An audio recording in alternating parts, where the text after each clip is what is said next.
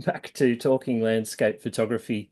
Oh man, we're so excited to be back. It's been way too long, and so we really appreciate you, bearing with us while we have a bit of a break from transmission, I suppose. And yeah, how you going, Paul? Well, yeah, I kind of answered, I think, in a way. It wasn't planned. It just was life getting in the way, and I've been overseas a lot. Lucky's been busy, and but 4 years we've been running the show, and we've never had a break of this significance apart from maybe a little bit of time over Christmas. That's probably well earned, I reckon. But because we just do it for the love, and there's no strings or sponsorship or anything with our show. It's just purely Luke and I, in particular, just running it through. So it's been refreshing and it's been surprising coming back, realizing just every time we talk about the show, we've always got more ideas, we've always got more people, and it's been that way the entire time for 4 years. And I love that actually, and even more so having had a bit of a break. So we're just touching base at the end of the year, and we've already done an interview for the up our sleeves that we'll put through soon, maybe early next year, while everyone's sort of on holiday that they can enjoy. And in the meantime, Luke and I will be getting busy reaching out to some of the people we were already going to follow up with before, and maybe even some guests who from years ago that are nice to check in with again, and some topics that are worthwhile revisiting, and new places, new faces, and I'm loving the international kind of reach we've slowly developed over the years, and the fact that because we've got some legs on the ground, we've got a hero or somebody at someone like William Neal's level that we can reach out to and say, hey, how about it? And they're like, oh, yeah, I've heard of you guys. And it's just like, oh, really? And it's really, it's gives you, it makes you feel pretty, pretty privileged to be in a position where you can sort of knock on almost anyone's door and open up a conversation and bring it to the wider world as well. And some of those will be legacy pieces, like Steve Parrish and Ken Duncan and some of the more famous figures in the world that might not be with us forever, and hopefully, there's elements of the show that will be legacy as well. Oh, absolutely. Yeah, it's just nice to have a chat. It's nice to talk about landscape photography. It's what it's all about. And I think I've missed that and I've missed connecting with new people. And I have to admit, I guess after a while too, it does become more of a routine. And so sometimes it's really nice to have a break and to really sort of reevaluate why you're doing things. And I think both Paul and I kind of pretty unanimously felt that it was time, and it was nice to get a nice episode in before the end of the year was up. And I feel like things just got busy for us, really, didn't it, Paul? Like we just had a lot on, and it was very hard for us to sort of, you were away or I was away, and very hard to actually coordinate a time. Yeah, we have in the past done, I've done some in the back of cars in various places in different countries, but you still got to be available. And I was pretty AWOL for a lot of June, July, August, September in Bhutan and Thailand and WA and different places, and so it just wasn't really going to work. And I think I won run one show I think over all the years on my own with Huibo Hu, which I loved, but It's Luke one and of I our love biggest show, running. most viewed shows too, actually, just going back through the Oh, catalogue. really? Yeah, right. Yeah, yeah, No comment. yeah. But it's That's for yeah, sure. as you know, it's Luke and I's not just our passion, but it's our life and it's our well-being and it's everything we love to do, sort of wrapped up in one big thing, really. And but it's nice to nudge the boundaries. Like as you probably know, I sort of delve into portraiture and commercial work and all sorts of things as well, and travel photography and conservation projects and different things that are a little bit slightly outside the realm of landscape photography, as it were.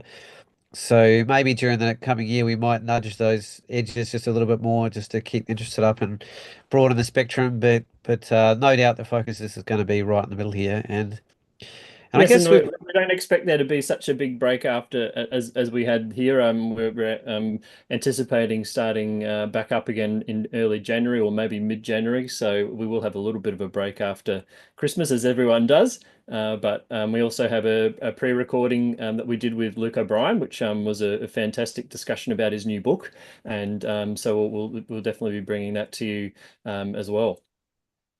So that was actually from Japan. Not that we were in Japan, but he was. And Luke's, just to reiterate quickly, we love using the show to support local photographers and people we know and doing great projects. And we've never been shy of sort of And this is funny because most photographers are pretty shy in terms of promoting themselves, and Luke's one of the greatest gentlemen and quietest achievers in the realm of landscape photography in this part of the world. But he's easily been doing it as longer than Luke or I. So it's sort of it's really nice to be able to have a platform to support people like that. So that'll get popped in over the holidays, so you can enjoy that. And if you're in Tasmania or beyond, you can probably enjoy his book too. It's pretty amazing.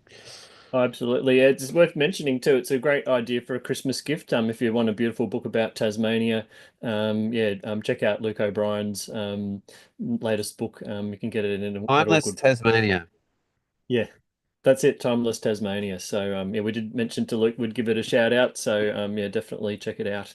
As a pretty good idea for a Christmas gift. If someone likes those sort of photo book type things, it's a bit of a ripper. There's some pretty good shots in there. So. Yeah, I gotta get unashamed plug for Luke and I. We sell prints too. Oh yeah, that's right. We might have seen I've it got if you're on a your mailing list. We've got a couple of print stores and some sales on and things like that, so you can always check out our websites. And I launched a new website called Beauty of Tasmania, which is selling some prints and hope to have some articles and things coming up on there soon. And my partner Jo has also got some of her designs and illustrations on it as well, so it's a bit of a collaborative effort. So that's quite good. And Paul, you had a sale going as well on your Sky Dreaming. oh yeah, I've just on that. I've loved watching the two of you working together and seeing how things have evolved and changed. I need to get one of those a tech savvy girlfriend to help me out. Well, Be someone.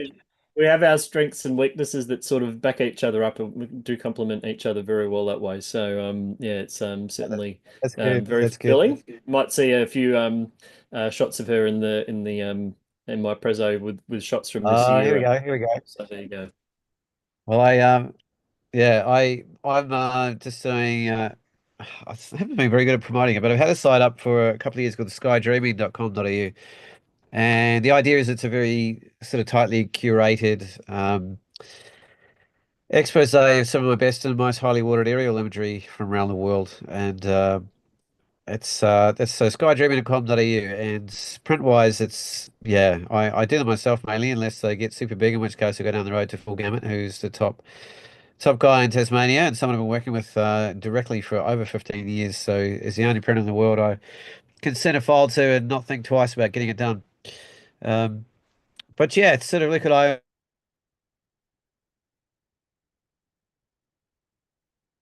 I don't It's know. kind of like, if we're really honest about it, it's not why we do what we do. The self-promotion part of being a working photographer is an unusual part of how it works. But it's part of the dance. So we keep nudging each other to move forward in that regard. Absolutely. It's always good to keep diversifying and trying different things and yeah, it's I think I don't know about you, Paul, but if you're doing landscape photography as a pastime, well, it's not a pastime, as a vocation or a for your income, you always just have to keep adapting and changing and trying new things. And if you don't adapt, you don't last too long, really. You have to always keep trying different things and seeing what works, and it's all part of the fun.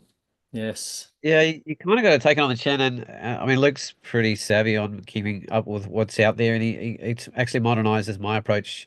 Spending time with Luke, 'cause he's always mentioning AI, different things coming forward, or different software changes, or new camera models, or different bits of equipment, and so I can actually yeah allude to a lot of the modernization of my career around spending time with this guy. So that's pretty cool. And so in fact, I was just doing some AI sort of stuff for some photographic licensing agreements and stuff with Parks and Wildlife literally this afternoon on Luke's suggestion to speed up my workflow in other ways as a business. So Yeah, I yeah, think it's it's really going to be it's one of those things too when you're running your own business. And they're talking about with AI coming more and more in the mainstream, I suppose. It's going to get better and better at being able to make you be able to do more things or put it to work. And so then you can basically have other, like, more almost time virtual taking photos. working.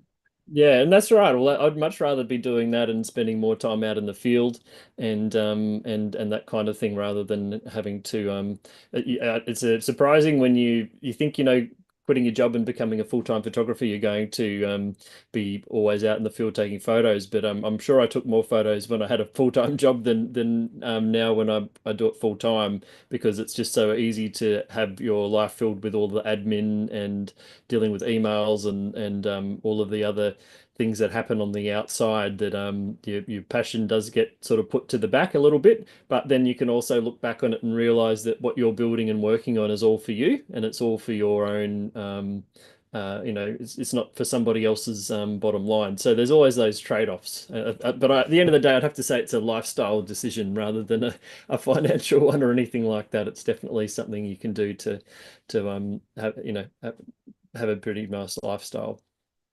I mean, it's a relevant topic. We're talking about 2024 year in review, and that as a singular aspect of what's evolving the fastest, or pushing into even the realm of landscape photography is AI. It's getting built into our camera systems a lot more, into our tracking systems for our cameras, into the software that we use more and more and more in terms of upsizing, upscaling, sharpening, denoising. All the different aspects of how much they've been pushing in Photoshop, sky replacements and really easy kind of touching up of images and blurring that line between reality and creative expression, which has been a conversation for a long time, but it's becoming a lot more accessible and easy to do on generic platforms now that where it was more in specialist realms. So that's probably where one of the bigger evolutions when reflecting on the year in a whole. And we were just talking about how that's now spilling out into our business practices and how we make a living out of what we do. And that's kind of, in parallel to what we're doing and with the equipment we're using is how we're running things. And hopefully with a bit of guidance from Lukey boy, I'll be able to spend more time shooting as well, less time doing all that other Yeah, stuff. it's nice. But It's that's an nice to do indirect that. effect of AI right there, is giving me Well, more actually, time. my concern or my problem isn't really the shooting part. I was just going through my catalog for this episode, and I've taken Really? 120,000 photos this year. So My it's God. no lack of shooting or anything like that. I feel like that's more than enough photos to be capturing for a year. I think what I would like to be able to do is, and I'm not saying I'd get AI to do this part, but do a lot more sharing and getting work out there, and even us not sharing our show for a good few months there is also a sort of part of that, where it would be really nice to be able to get more stuff out there. So I think I say that every year, but it's nice to have that as a goal, I suppose.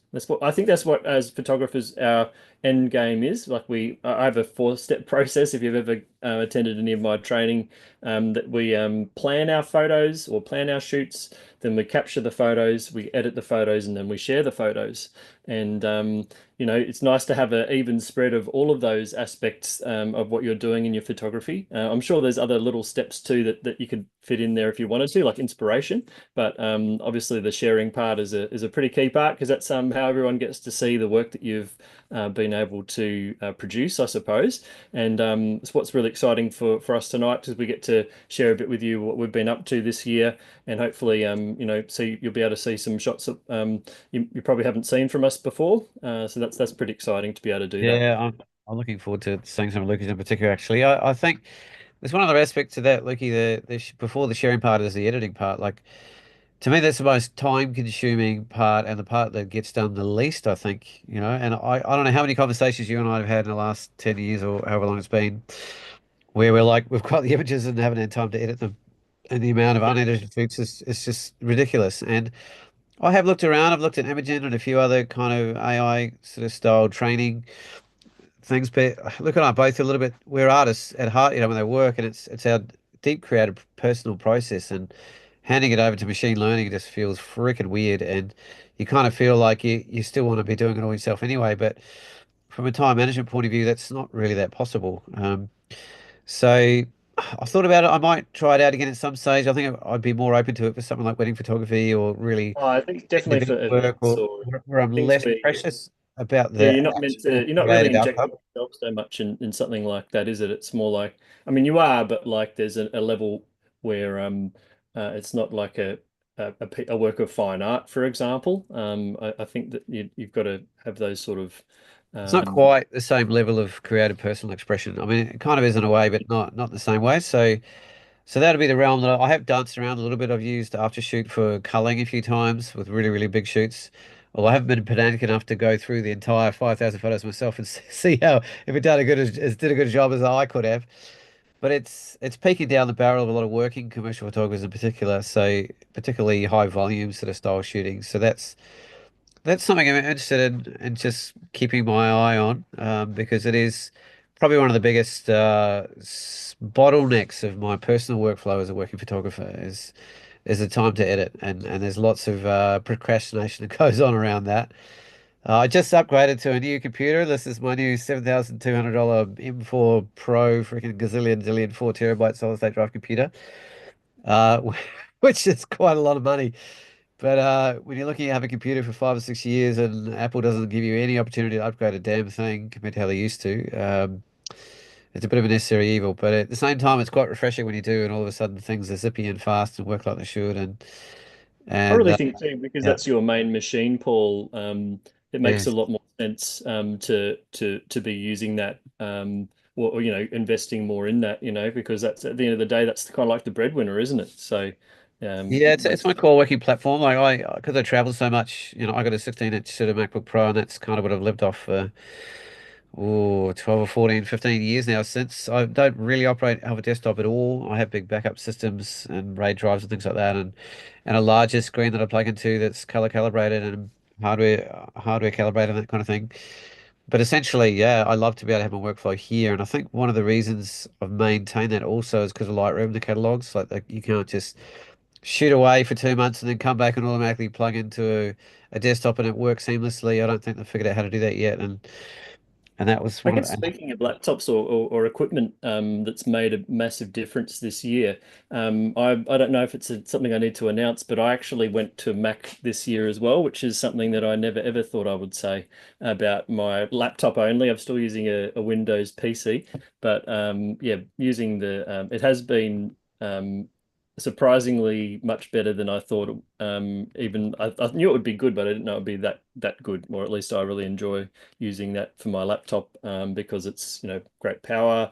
Very I don't even have the top level spec, and it's still more than capable of running Lightroom and doing everything that I need. So I definitely am quite glad that I made the choice. After I was sort of forced into it because my laptop stopped working, and I tried to get it to be fixed a couple times, and ended up getting a refund, and was like, well, there's no time like the present to give it a go, and I'm very grateful that I did. So yeah, so We both got new iPads too, don't we?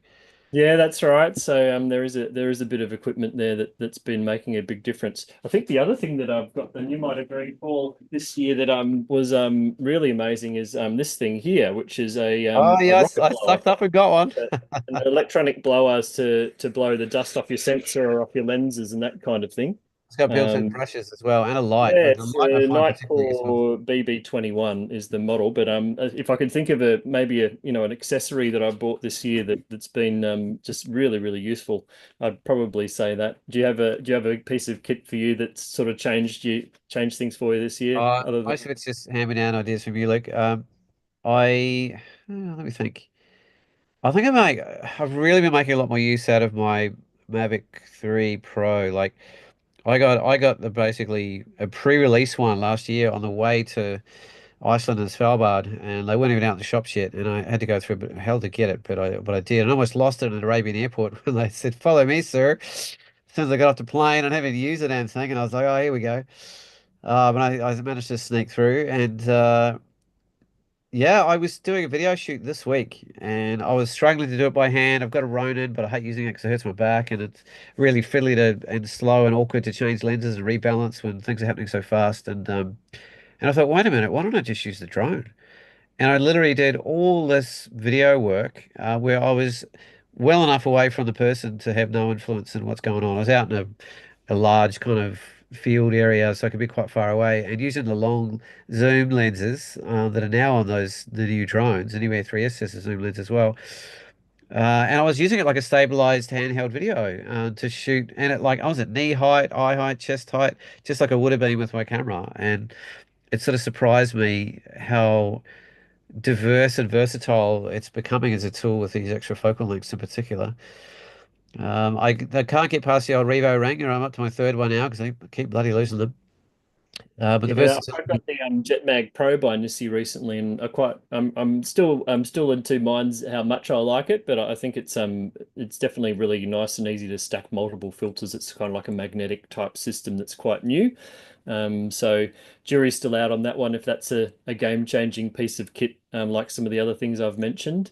But that's Yeah, I was wondering whether, yeah, which way to go. Like, I mean, I already bought one of the sort of long exposure filter kits. I've had a couple of them actually from Nissi, which I think is one of the best bang for buck, value for money caliber sort of kits around for having a diverse completely. element. The six stop built-in polarizer one's my favorite as a Yeah, single. the six stop plus six, yeah, and ND64 plus CPL Yeah, version. and worth the money for the what is it? The natural color polarizer. Is that the wording? True color. Well, there's a natural. True They color, yeah. have a few different ones. For They've got both. a Yeah, natural color, a pro, and true color, I a think true so. color. But I think the true is my favorite if you were to choose one. Uh, I think it's the I can most get a bit expensive one. weird. It seems to be the way it always is. But yeah, it's the landscape one I wouldn't recommend because it has quite a blue cast, especially if you're in snow or other places like that. But yeah, if you can get the Nissi True Color, I still don't think I've used a better polarizer myself. So you do get what you pay for with those Yeah, sort of. I got one in the middle of Shark Bay. That's I was like, knock it. Oh, Loki, can you give me another one, mate? if you This want to is if you want to feel like you're really good at looking after your equipment, just have a chat with Paul about what he does with his, and I don't like to dwell on someone else's oh. misery, of course, but As it Luke does help. knows, I'm excellent with other people's equipment. Mine's a bit wilder. Uh, Yeah. but yeah, well, that was actually on. That was on the Revo ring, so that's how I lost it. I'd Uh, never done an aerial shoot with a 7200 and put a Revo ring on the end of it at the same time. It was a bit of an experiment. And because of all the extra weight of this big lens, I just put it down on my knee just to have a rest in between shots. And the weight of it being on my knee just popped it off the end. And I was like, oh.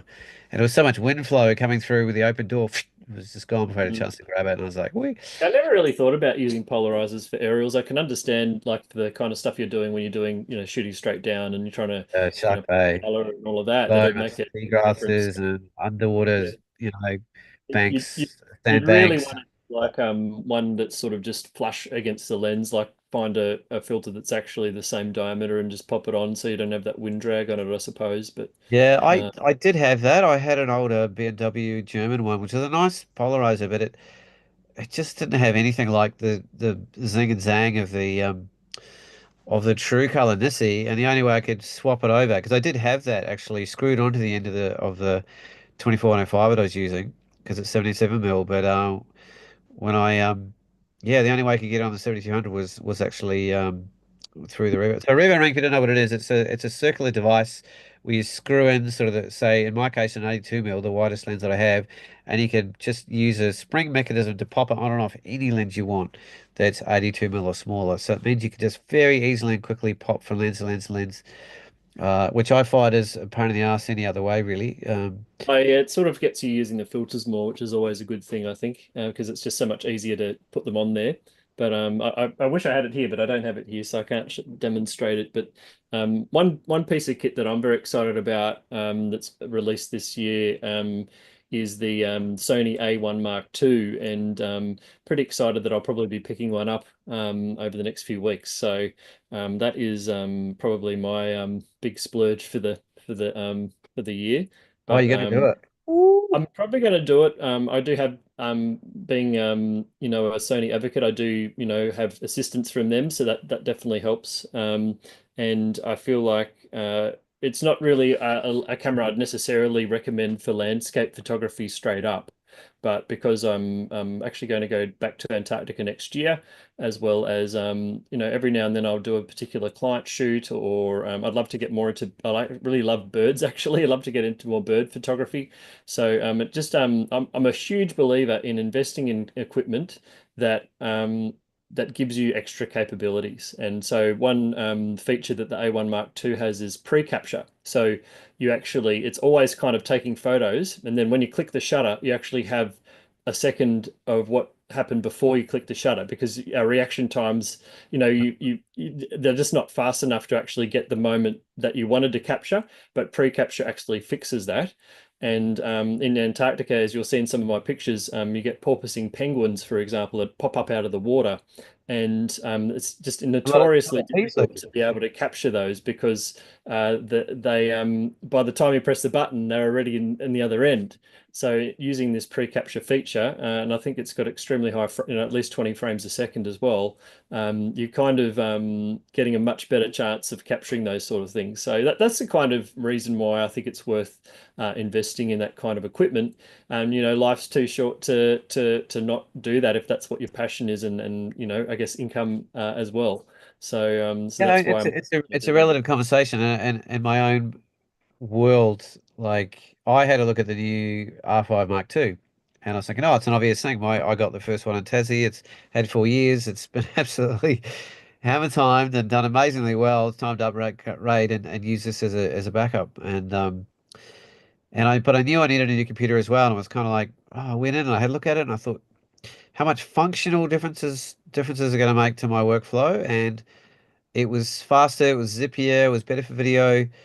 And I thought I can kind of still get away with using my R5 until something happens to it and I need a new one. So actually, I had one in my hand. I literally took it home and I got up in the morning and I changed my mind. I thought, you know what, I'm actually going to put the money in the new computer because it's 6 years old. And in terms of my everyday working life as a photographer, that was going to have the most significant impact rather than a slight upgrade in the camera. So same conversation but different. So it is it. worth being a bit discerning about, well, yes, this is better, but is it better in a way that I'm going to use it? And I know Lukey will use the capacity of a camera like that because I've seen what he does, and wildlife is becoming more and more a part of his life, particularly with all the stuff he does in Antarctica. So I could see, Mm. he's the kind of person that has the capacity, and sometimes the commercial work he does too, to make the most of that. Whereas I actually decided when I looked at it, if I had the money, I would have got it, no piece of cake. But just at the time, I thought, oh, because it's about timing those big investments. Like I only do a computer once every 5 or 6 years, and I'll do a main body maybe every 3 or 4 years. So sometimes I like to try and offset those so they're not the same year. So you're not forking out 12 or 14 grand in one go for two things. And so I'm going to put that off for a little bit longer. Yeah, well, it's I think that's a really good point about that. Like, I mean, it is good to have a backup body if you could have used it for that purpose, but I think you already have like another camera for that anyway. But yeah, it's nice to you always want to be upgrading to something that's giving you additional capabilities, not just something that's maybe a little bit sharper or a little bit this or that. My next purchase might be a 200 to 600 because then I can actually get a little bit closer to any wildlife that I would like to shoot. I'm still going to be a main landscape photographer, but it's pretty common to do a job and someone goes, "Oh, and if you've got any wildlife shots while you're out there, then that's always a bonus as well." I was doing a shot for a client recently, and they wanted some shots of some seals and that sort of thing. So it does come up quite frequently, and so it's really nice to be able to have equipment that can do that. So, but I feel like we could probably jump into some images and Yeah, stop enough doing gas the bag and looking at our talking mugs head for thing. sure. I'm happy to share my screen and I've got quite a few shots put aside here, so I'll try to I guess Paul and I will have a decent amount of time each just to go through all of this, and if I'm going too slow, Paul, just tell me to hurry up and and Oh, we just can have do fun, that. Lucky. Just go for it. It's rare I get a chance to look at your work, so I'm looking forward to it. Yeah, I think with this it was kind of like I've just gone through my catalog and found everything that I sort of starred at 5 stars. So there might be a few things here that don't necessarily meet my standards or things that might not get released. But maybe I've done in the past where I actually showed, I don't know if you remember this, Paul, but I showed a shot of the tree that I call it what do I call it? Desert Tower, which actually won the monochrome category of the Australian Geographic Nature Photographer of the Year last year. And I actually showed that on an episode of Talking Landscape Photography for the first time, and no one had seen it before. And I remember you reacted really strongly to that shot. And so I entered into the competition because of that, and ended Oh, there up you go. I didn't know adding. that. So Awesome. yeah, so that's not a story that I remembered telling you about, but so the point being that anytime you share your work, you learn something and it's beneficial. So I thought I'd just mention that as well. Anyway, so my year started in a very very special way. I was actually in Antarctica. Some of these are taken as a little bit cheeky, look just at the end of last year, but I was very fortunate to go on a trip first of all with Paul and I, his friend Toby, who runs Southern Sea Ventures, and I know that I would dearly love to have had Paul there with me and helping on that trip. And this is just a shot of Toby there, sort of looking out over the water and with the Antarctic skyline behind. And so it was really nice to be able to play with the reflection and get a kind of shot that sort of told the whole thing. And I think it's a very fitting way to start the episode. Just discussing that. And are you heading out to with anything with Toby next year, Paul, as well? It's Yes, still up. Svalbard. Yeah, Svalbard next year. So same operator and Paul yeah, Paul will be doing that. And so it's definitely worth keeping an eye out for the Svalbard trip. I'm equally envious that you're heading up that way. So I can't wait, mate. And knowing me, I'm gonna do a scouting trip through Iceland with a couple of clients maybe, and hopefully the Arabian Desert on the way through as well. Fantastic, fantastic. I would make it fully dark, but that makes the whole computer dark, so I won't do that.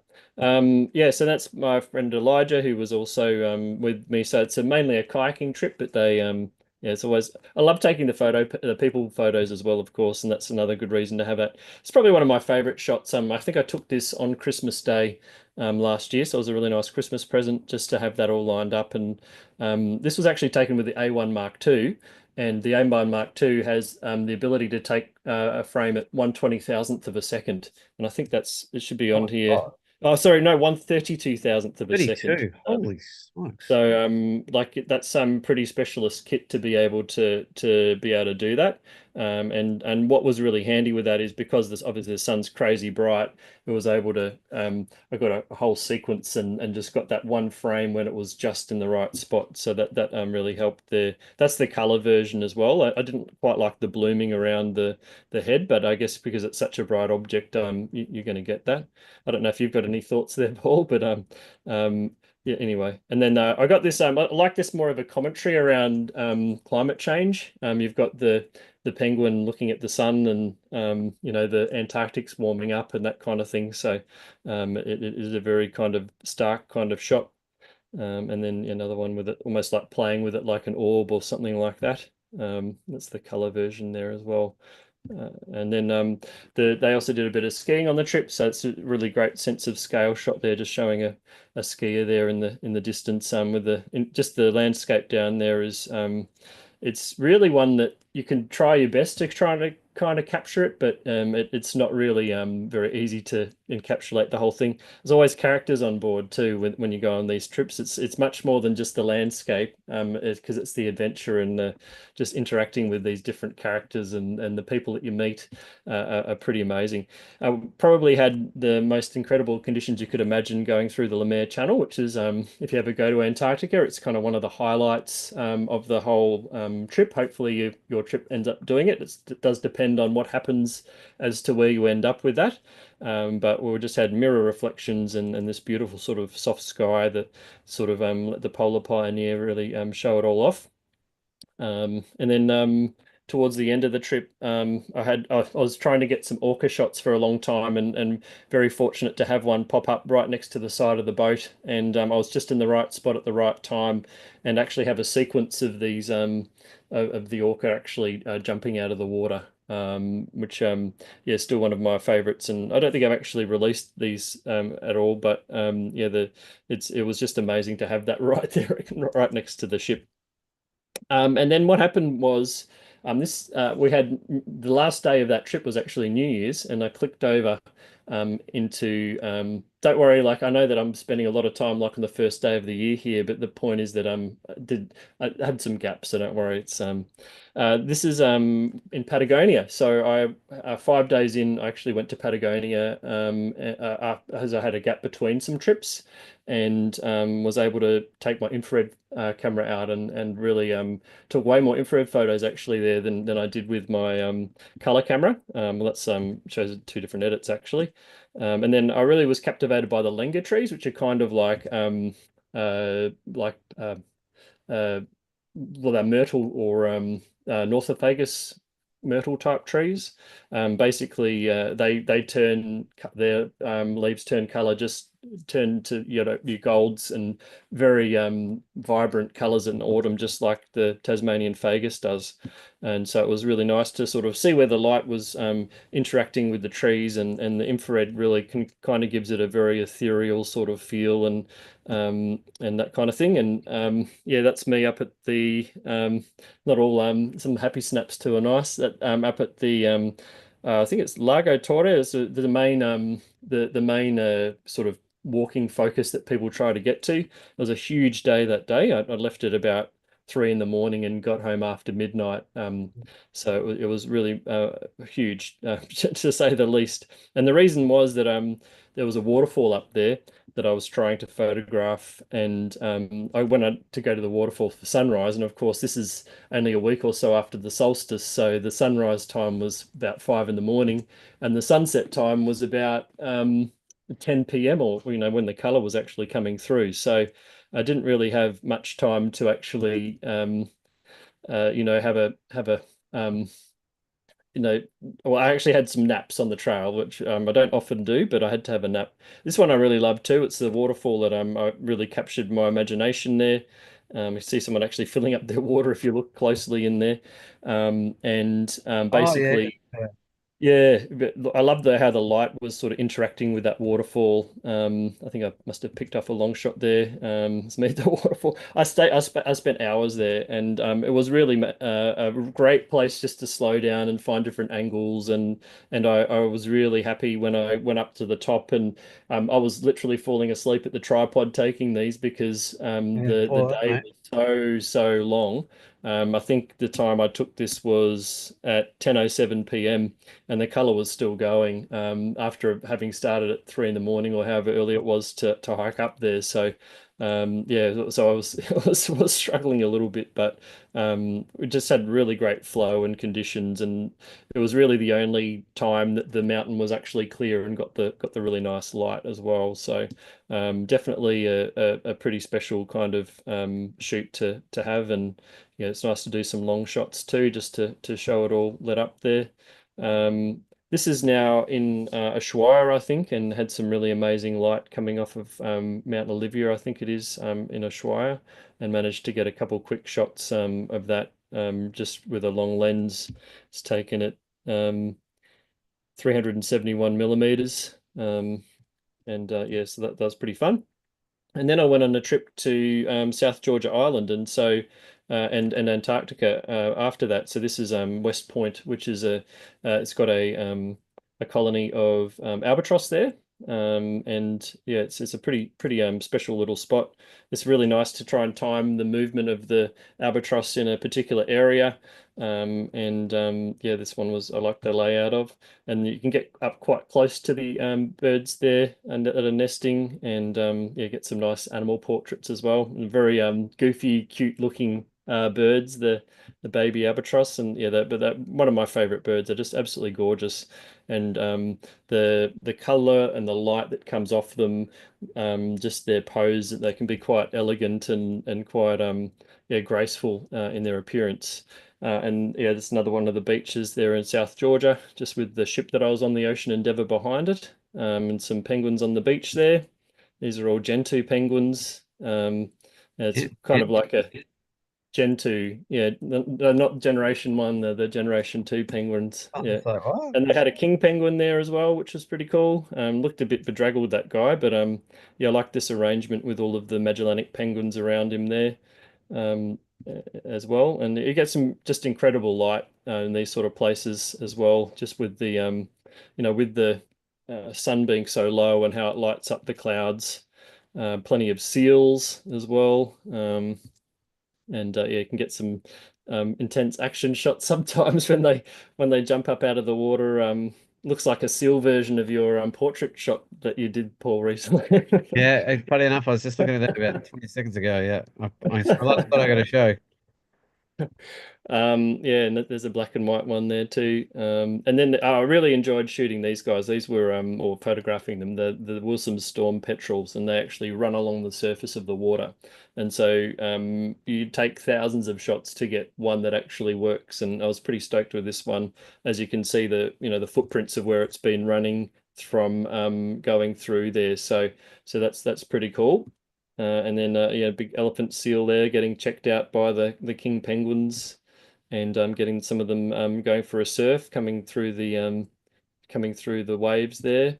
And it was actually pretty challenging at South Georgia because you see so many things about South Georgia, and people are getting up really close to the penguins and all of that, and we couldn't really get up as close as you normally would because of bird flu, so that made it a bit of a challenge. And yeah, but and photographing from the surf is not always the most fun thing to do. Just get the most amazing water from time to time where it's just like the ocean's like a bathtub, and you just get the luster of the waves. And if you're lucky enough to get the light and a bird coming off the water, it can be pretty special. And you can get a really nice sequence as well, just of that all happening. I probably would have liked to have that a bit more centered in the frame, but sometimes you don't have a lot of opportunity. Really lucky to get a couple of whales coming through past the boat. It's always nice to stick out there and sort of wait for a bit of action, and inevitably something will happen. We also had Paul Kelly on our trip, That's right. so I was really stoked with this shot. I actually everyone was inside, obviously listening to him, and then I was like, you know what? If I went outside and shot through the window, I'd be able to get him all lit up and then have the reflection of Antarctica around him. And so I managed to get that all together and have that reflection in the shot. So it's sort of, if he's inside giving a song or singing a song, and I was like, how do you bring Antarctica into that? Because he's not actually, how do you connect the fact that he's in Antarctica otherwise? And so yeah, I was happy to sort of find it, and waited for a moment where he was pointing like that. So that was kind of fun to do. And as a photographer, you do other things other than landscapes, of course. Yeah, a bit of whale action. I find it really hard to photograph whales. I have to say, I mean, I enjoy it, but I do enjoy other things more. Just because there's a lot of waiting, and they always do something, and then by the Uh, time you've Might be there different or if you're under, realized if it you're or whatever, underwater, maybe. and I like to, it's just not, it's very often not satisfying. So apologies if that's sacrilege to say, but when it does work, it's phenomenal. I definitely preferred shooting Oh, look at penguins and getting them sort of, he got a couple in the water, and it was still enough to see its reflection there as well, which is pretty cool. So, and then also the leopard seals down there too, which are pretty amazing creatures, and the Weddles. Oh, that's a crab eater seal, I think, as well. Beautiful, just soft furry coat there. beautiful Uh, color. and yeah, yeah, just really subtle. And then the another Leopard. leopard seal shot. That's kind of the kind of shot you're always trying to get with a leopard seal, is it yawning. I still haven't got like an A1 shot that I'm like crazy happy with, but yeah, it's hard because you'll go out on the Zodiac cruises, and then so and so got a great shot on the other Zodiac and you didn't see that thing, but every now and then you're the lucky one in the Zodiac and you get to see something cool as well. So it does happen. The other good thing, I mean, you do spend a lot of time at sea when you're in Antarctica, so I really enjoyed playing with doing panning shots. So you're panning as the birds go past. There's birds that follow the back of the ship, and you've got infinite almost time to practice finding the different shutter speeds. This shutter speed was a 30th of a second at f16, so I've just stopped down there to sort of drop that shutter speed. And so as I'm panning, you sort of move with the motion of the bird and get that sort of an effect. I don't think it was the best one I did the whole trip, but that was the one I found. And you can also get that beautiful light on them as well. That's a light mantled albatross, which aren't super common to come across. And I love the specular highlights behind it in that one there. Got some like these sunrises and sunsets are killers. Like this is taken at 10:30 p.m. That's just when sunset is. It's actually not that bad. Although that's just the sun on the horizon, not the color afterwards, of course. So that's pretty good. But you often are richly rewarded if you stick around for these. There was a sunrise that I ideally wished I was there for because I saw the shots of, and I mean you just can't do everything. I mean if you're staying up this late and then sunrise is at 3 in the morning, and then you've still got a full day of exploring, and you want to be on the ball when you're helping people out and looking after people. It's a very hard thing to kind of manage. So that's the challenge with doing that kind of thing. And oh no, I like to shoot everything. I like to see everything, and it's all out there and out the window. So how could you possibly sleep when you're in a place like that? So, but then if you're Oh, down there for a couple months or whatever, then you've got to have to pace yourself. So it's a tough one. And I didn't have a cabin with a porthole either, so you don't even have the luxury of looking out and seeing if it's worth going out or not.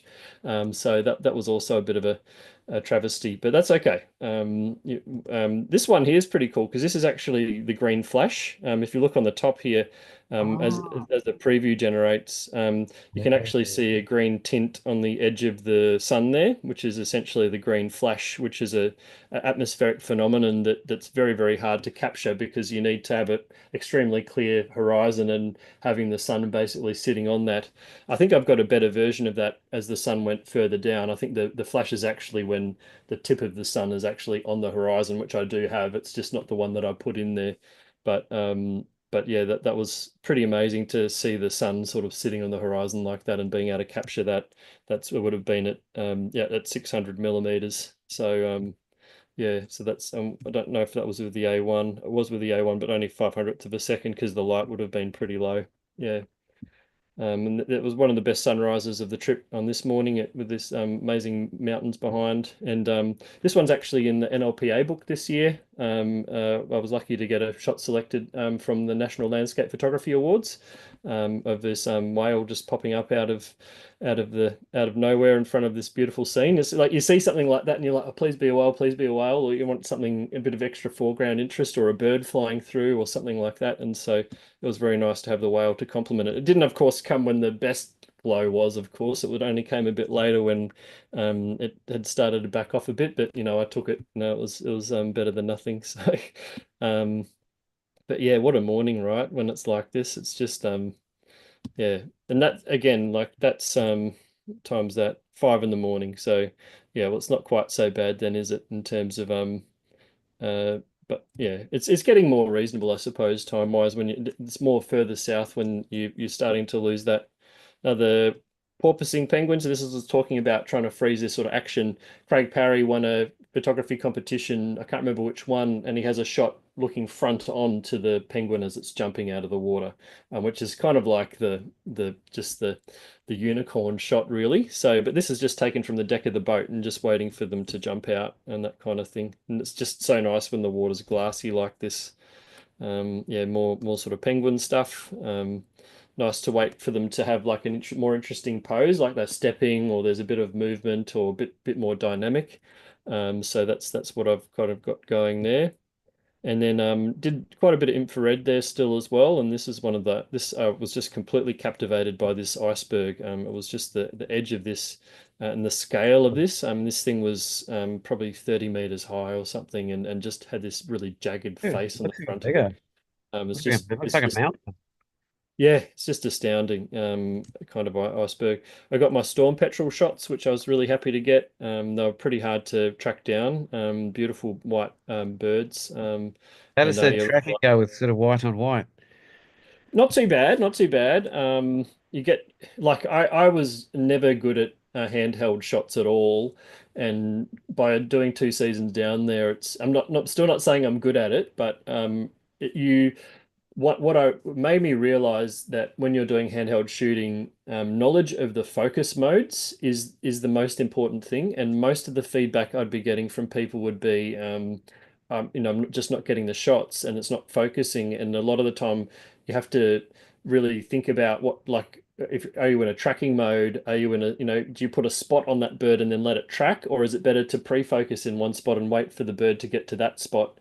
Do you want a wide mode where because if you're looking up in the sky, it's a lot harder to pinpoint the actual spot. So if you go in a wide mode, then the AI or the autofocus in the camera will then be able to detect where that bird is and then focus on that for you. So you get to learn what focus mode works best depending on what condition you're in. And this is a challenge because you've got a lot of other objects around that could be subjects, but I did set it to bird subject detect. So that also helps in the sense that the camera knows that I'm looking for a bird. And so it will try and it will see the movement. And so it will try and isolate that rather than isolating the icebergs. And the reason you'd go with something like the A1 for this kind of photography is that it's just so much faster and better tuned for finding these sort of targets. I don't know if this was the A, yeah, this is the A1 as well.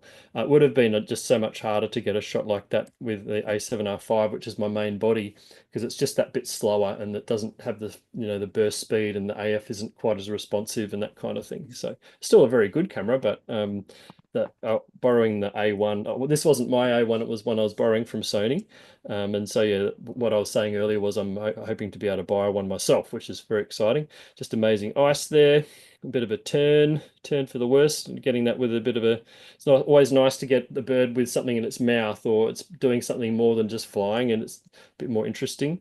Still not that much amazing shot. All right, so that's sort of the end of the Antarctic stuff. Then I came back and did some work for I actually did a shoot for Netflix actually, who were filming down at Eagle Hawk Neck for an upcoming series, and just found a few little shots that were, sort of actually see the film, the film set in the back there.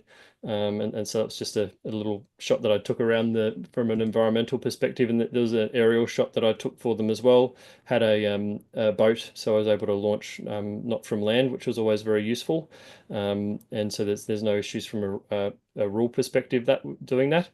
And yeah, just sort of shows the amazing coastline that's down there, and the sort of the landscape or the scene that they were trying to capture for that particular episode and series. The series is called The Survivors. And I don't know if it's on. I don't have Netflix, so I don't know if it's on there yet or not. But yeah, it was really amazing to go on set and shoot that for a couple of days and go out in a boat and see the coastline.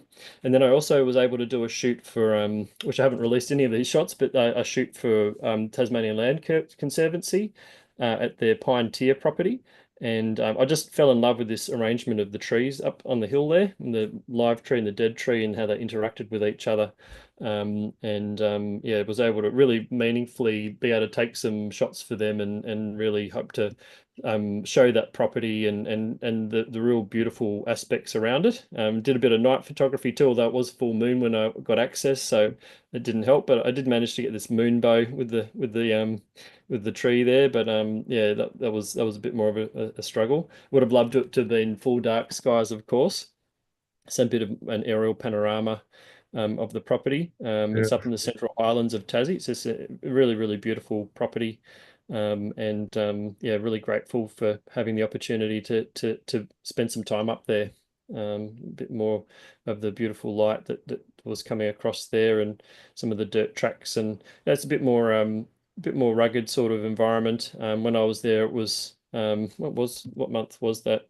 In February still, so it's still a bit. That's probably one of the driest months, so there'd probably be a lot more green in the other months there. And oh, then we did a trip to Maria Island. So this is Paul at on Maria Island with his bike there. Haven't I don't think this is even I'm edited. being so excited when I saw that in the back of your camera. I was like, oh my God. You're like, Yeah. oh, it's that over Oh, that's there. I not was like, edited. what? Just did an auto tone on it, but yeah, that's I'm sure I have an edited version. It's just not the edited version, but yeah, the infrared shots are always pretty fun to take, and I saw Paul standing there, and I thought that'd be a fun little portrait, especially with the dramatic, moody light that you can get on infrared. Spent some time at Cradle, went to Crater Falls, and then don't know what that one's in there. And then we had the big massive aurora in May. And this series of images was probably one of the highlights of my year.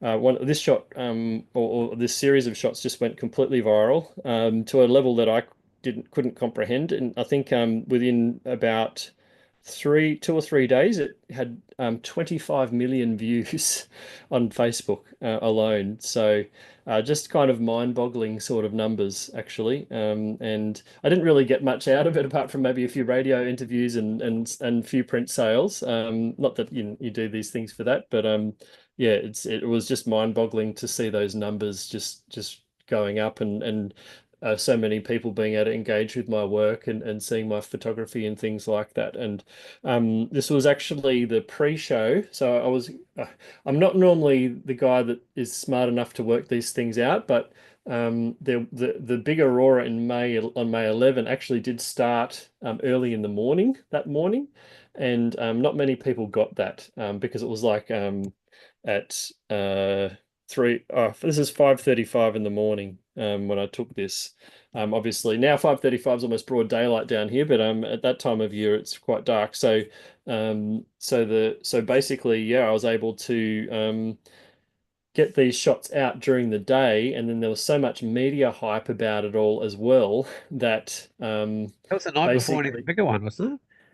night before was no, I think this is the night before, or this was Oh, this. yeah, like as in this shot It was may on the have night been before, the next one was bigger. it Yeah. may have been bigger overseas, but I don't know if we got it here in Australia from memory. But the evening was the biggest bit of it all, which was what most people was able to capture. But I was just lucky to be able to get in early, which I didn't realize at the time was what was happening. And because there was so much attention on it, it just sort of I popped it up like by 1 p.m. that day, and it sort of just went through the roof. And yeah, and then it got shared by the Premier, and it got shared by all sorts of just crazy things happening in that day. So that yeah, that's May the 11th in the morning, and then yeah, you got to do your obligatory hands up in the air shot and stuff like that. I just yeah, just printed this one up actually. Looks pretty nice in print as well. Um, yeah, so Oh. yeah. And it's just around, you walk from the house. Yeah, it's just down the road for me, so I'm very fortunate to have that just down there. And that yeah, that one was a pretty special one. I was giving my partner Joe a call, going, "Oh, Joe, you got to come down, you got to come down," but she doesn't answer the phone, so she's normal, not like me. Yeah, and went to a place that you wouldn't normally expect to be good for Aurora, Mortimer Bay, which is actually faces almost due west. And so I thought I was it was good because even though South Arm, where I was extremely busy, not many people would have thought to go here for photos because normally it's not an aurora spot at all. But when you've got a really big aurora, any shots that would any west facing or east facing shots of places you'd go for sunrise, sunset were actually in play for the aurora shot. And so that's why I actually met my friend Andrew down there, who I'm about to go away on a hike with. And so yeah, that was pretty special to be able to share that. Yeah, and just got bigger and bigger, really. It sort of kicked off just as we got down there, and you knew that this is not going to be an ordinary night by any means, just by how big it was, and just I'm still getting goosebumps sort of thinking about that, how just extraordinary it actually was, and all these amazing beams and arcs and everything, and like this. So this part of the frame here, that's like northeast. So and that's the aurora arcing it out to the northeast. So it was truly 360, and then it started raining down out in the due west angle, and had an amazing corona sort of just coming down, and some really amazing patterns in the corona. This thing looks like a goblin or something, a gremlin or something like that coming through, and Oh, yeah, that's that one's not color toned properly, but yeah, that you just really wow. like this one I really like. Looks a bit like a phoenix. I think my friend Robin Moon has a similar shot too. She managed to capture a similar moment when it was just raining down, and yeah, it's pretty special. Just how that all sort of comes through. Yeah, so and that this one here, this is facing north. So that was probably one of the most mind-bending parts of all. Oh, I really wasn't in the best position. Like I could think of quite a lot of other locations that would have been better to be in uh, over this event, but definitely was better than not seeing it at all, of course. So one thing I would say about it was that because it was such a big aurora and so much was happening, I almost felt like I'd rather a small one just because at least you knew what to do with it. It's normally quite formulaic. You face south, it's up to maybe 45 degrees off the horizon or something. You don't have to, you know where your parameters are. But when it's like something's over there and then there's something over there, and how do you fit all of that in? I think this was taken with an 8 mm lens, so that's probably this part of the frame is probably actually looking straight up. That's how wide this actual shot is. So even though this is a portrait shot, it may have almost to the north. It probably has a lot of the northeastern and northwestern horizon in it. Anyway, you get the idea. Then headed out there and did a bit of a selfie. I didn't have the best clothing choice there, so it's not the most flattering sort of outline, but yeah, just a few other shots from that night. Did a bit of a quick trip to Mathina Falls as well, and that's a pretty beautiful little waterfall. Was flowing quite nicely when I was there, and yeah, did some more aurora work more locally around where I live. Really love this composition, and yeah, it's definitely one of my favourite shots of the year. These two Shiaks sort of having an interaction, and I've had few locals recognise where it is too, which is always nice too to be able to sort of have a shot that reminds people of places that they like to go in the local area. And I mean, you can get these sort of shots anywhere. I just found these two trees and put it together. So that's what I really like about these is how you can make a shot kind of into what you want it to be. Um, and maybe make it into the spot where everyone else wants to go. Although I would say if you do go to this spot, if you know where it is, just be really careful because you are pretty close to a cliff edge there. And you've got to have your mind, your wits about you at all times. That's another local shot, probably only 500 meters from where I live. So very fortunate to have some pretty incredible seascape locations so close to where I am. I would say, yeah, some of the things that are locally, I'm not going to say too much more about because I don't want anyone else. No, no, you're always Yeah, welcome. yeah, yeah. That's It's fine. and you don't eat and poop in your own backyard if that makes sense. It's nice to have it to yourself. But yeah, that's yeah, really, and this is also down the road. So I actually have spent a huge part of the year shooting locally, probably more than I have in my whole life. Although, could say that at the start of the year I was doing some pretty extreme things in Antarctica and Patagonia, so this sort of offset that quite heavily. And I would say in the back half of the year, I really haven't done much traveling, even within the state of Tasmania, all that much. But what's been really lovely is being able to just focus on finding some shots locally and making some of my own images that are just literally 2 minutes drive away. And that's really rewarding actually. It's almost nothing more rewarding than that. And if another pandemic happens, I know I'm pretty sorted. um, and this is a bit of an example of lighting your foreground, and I actually used a UV light here just to light some of the sand and tried something a bit different. And yeah, just sort of makes those whites sort of pop a bit more. That's up from a focus stack, so it's not the full final render. Did a bit of a hike up to Mount Wellington and checked it out from up there and took some sort of dark sky shots looking at light pollution and things like that. So that was kind of fun to do. Did a walk up from the springs because it was really cold. I think this was still up in August, so the mountain was closed, and so did a bit of a trek up there. Some shots. I think this is from Bruni and thereabouts. This is a really nice moonrise that I got actually from close to home. It's probably not very oh, that's a bit better. Just did an auto tone on it. But yeah, the light and the color and everything and this series of images. I was just like that. How's that like not like that's from home? So yeah, so I'm looking forward to editing these up a bit more. And one thing it did highlight to me is how much I don't like. We all think about going out of our way to shoot sunrises, but why aren't we go, especially when it's a full moon, why aren't we going out of our way to shoot a moonrise? Because if you can find a really great location like this one, where the moon sort of rises in alignment with a mountain or a structure, and especially if it's shining through low cloud.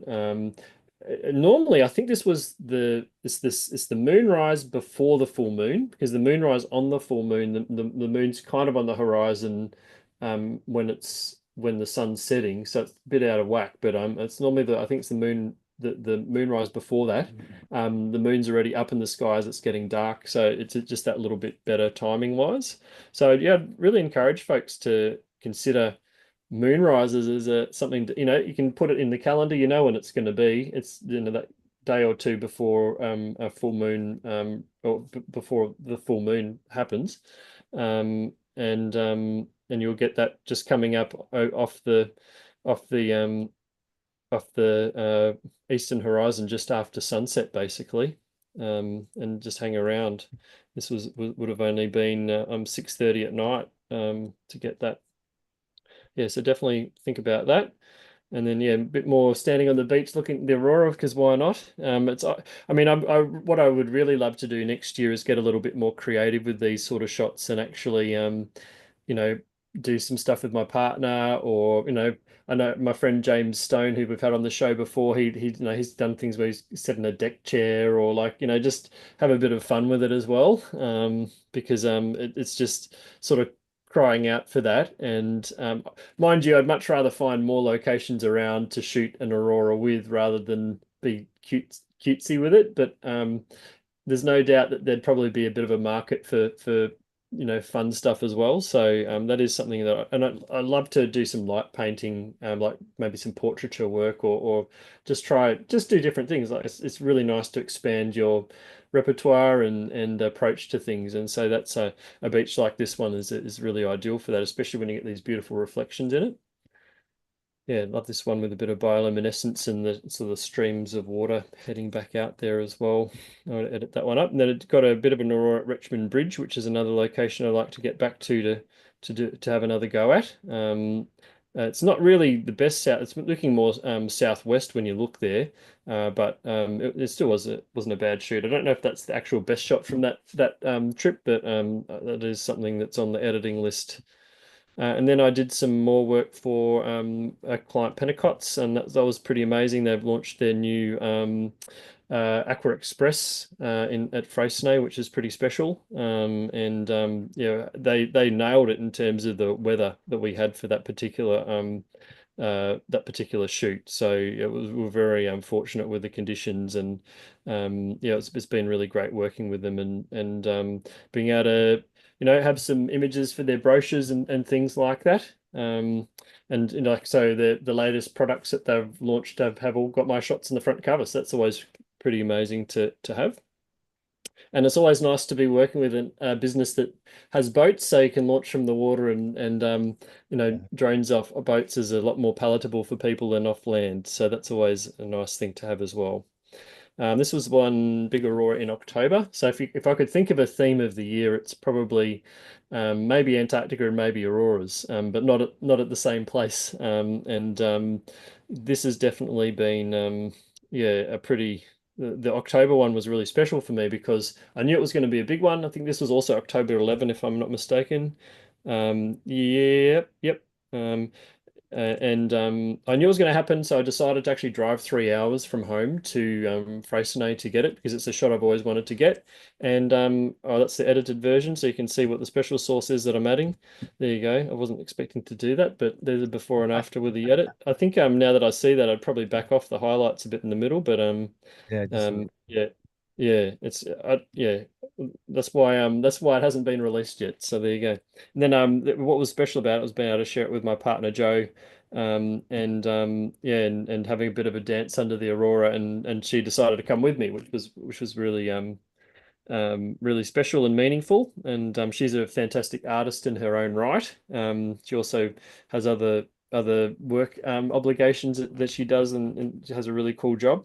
But yeah, so it's sort of, you can see me in the versions I've edited of this. I've actually taken the time lapse I'm running out here in the left, but yeah, I was running plenty of cameras that night, so I could sort of hang back and enjoy it with Joe as well.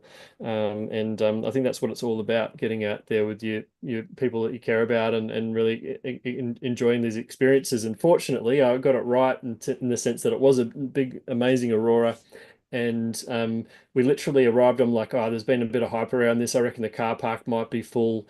And as we drove into the car park, there was actually two cars leaving. And then we had the whole car park to ourselves, and there was no one else there. And we're just like, okay. And we walked down to the rocks at this location, which I'm sure a lot of you have been to.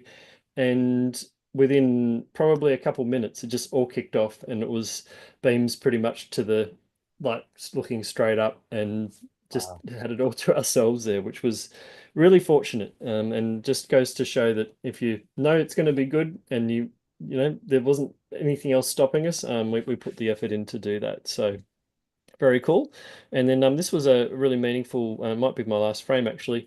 My recent Bruny Island workshop. I was fortunate to be able to capture the aurora down there, and it's not often that you know, it all comes together, and you know, you always hope that you can get an aurora on a workshop. And this particular workshop, it actually did deliver. And this is all really awesome too, because I just love how the moon balances with the beam of the aurora here.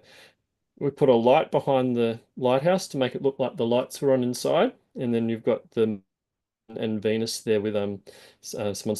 I noticed that this chair was showing up being backlit, and so I was like, if someone stood on that, it's going to be an amazing silhouette because you're also then above the horizon, and so I just was like, that's the shot. And then you're also interacting with the moon a bit. There's even a touch of Milky Way there, so I was like, this is really good. And so, and it actually, yeah, it came together really nicely. So, I've got a few different versions of this as well, but this is probably my favorite because Bikram, who's in the shot, is his pose was just perfect, really, for the moment and how he's standing. So, oh, then there's one more. I did a recent Pentecots are doing the Cape Rail tours now.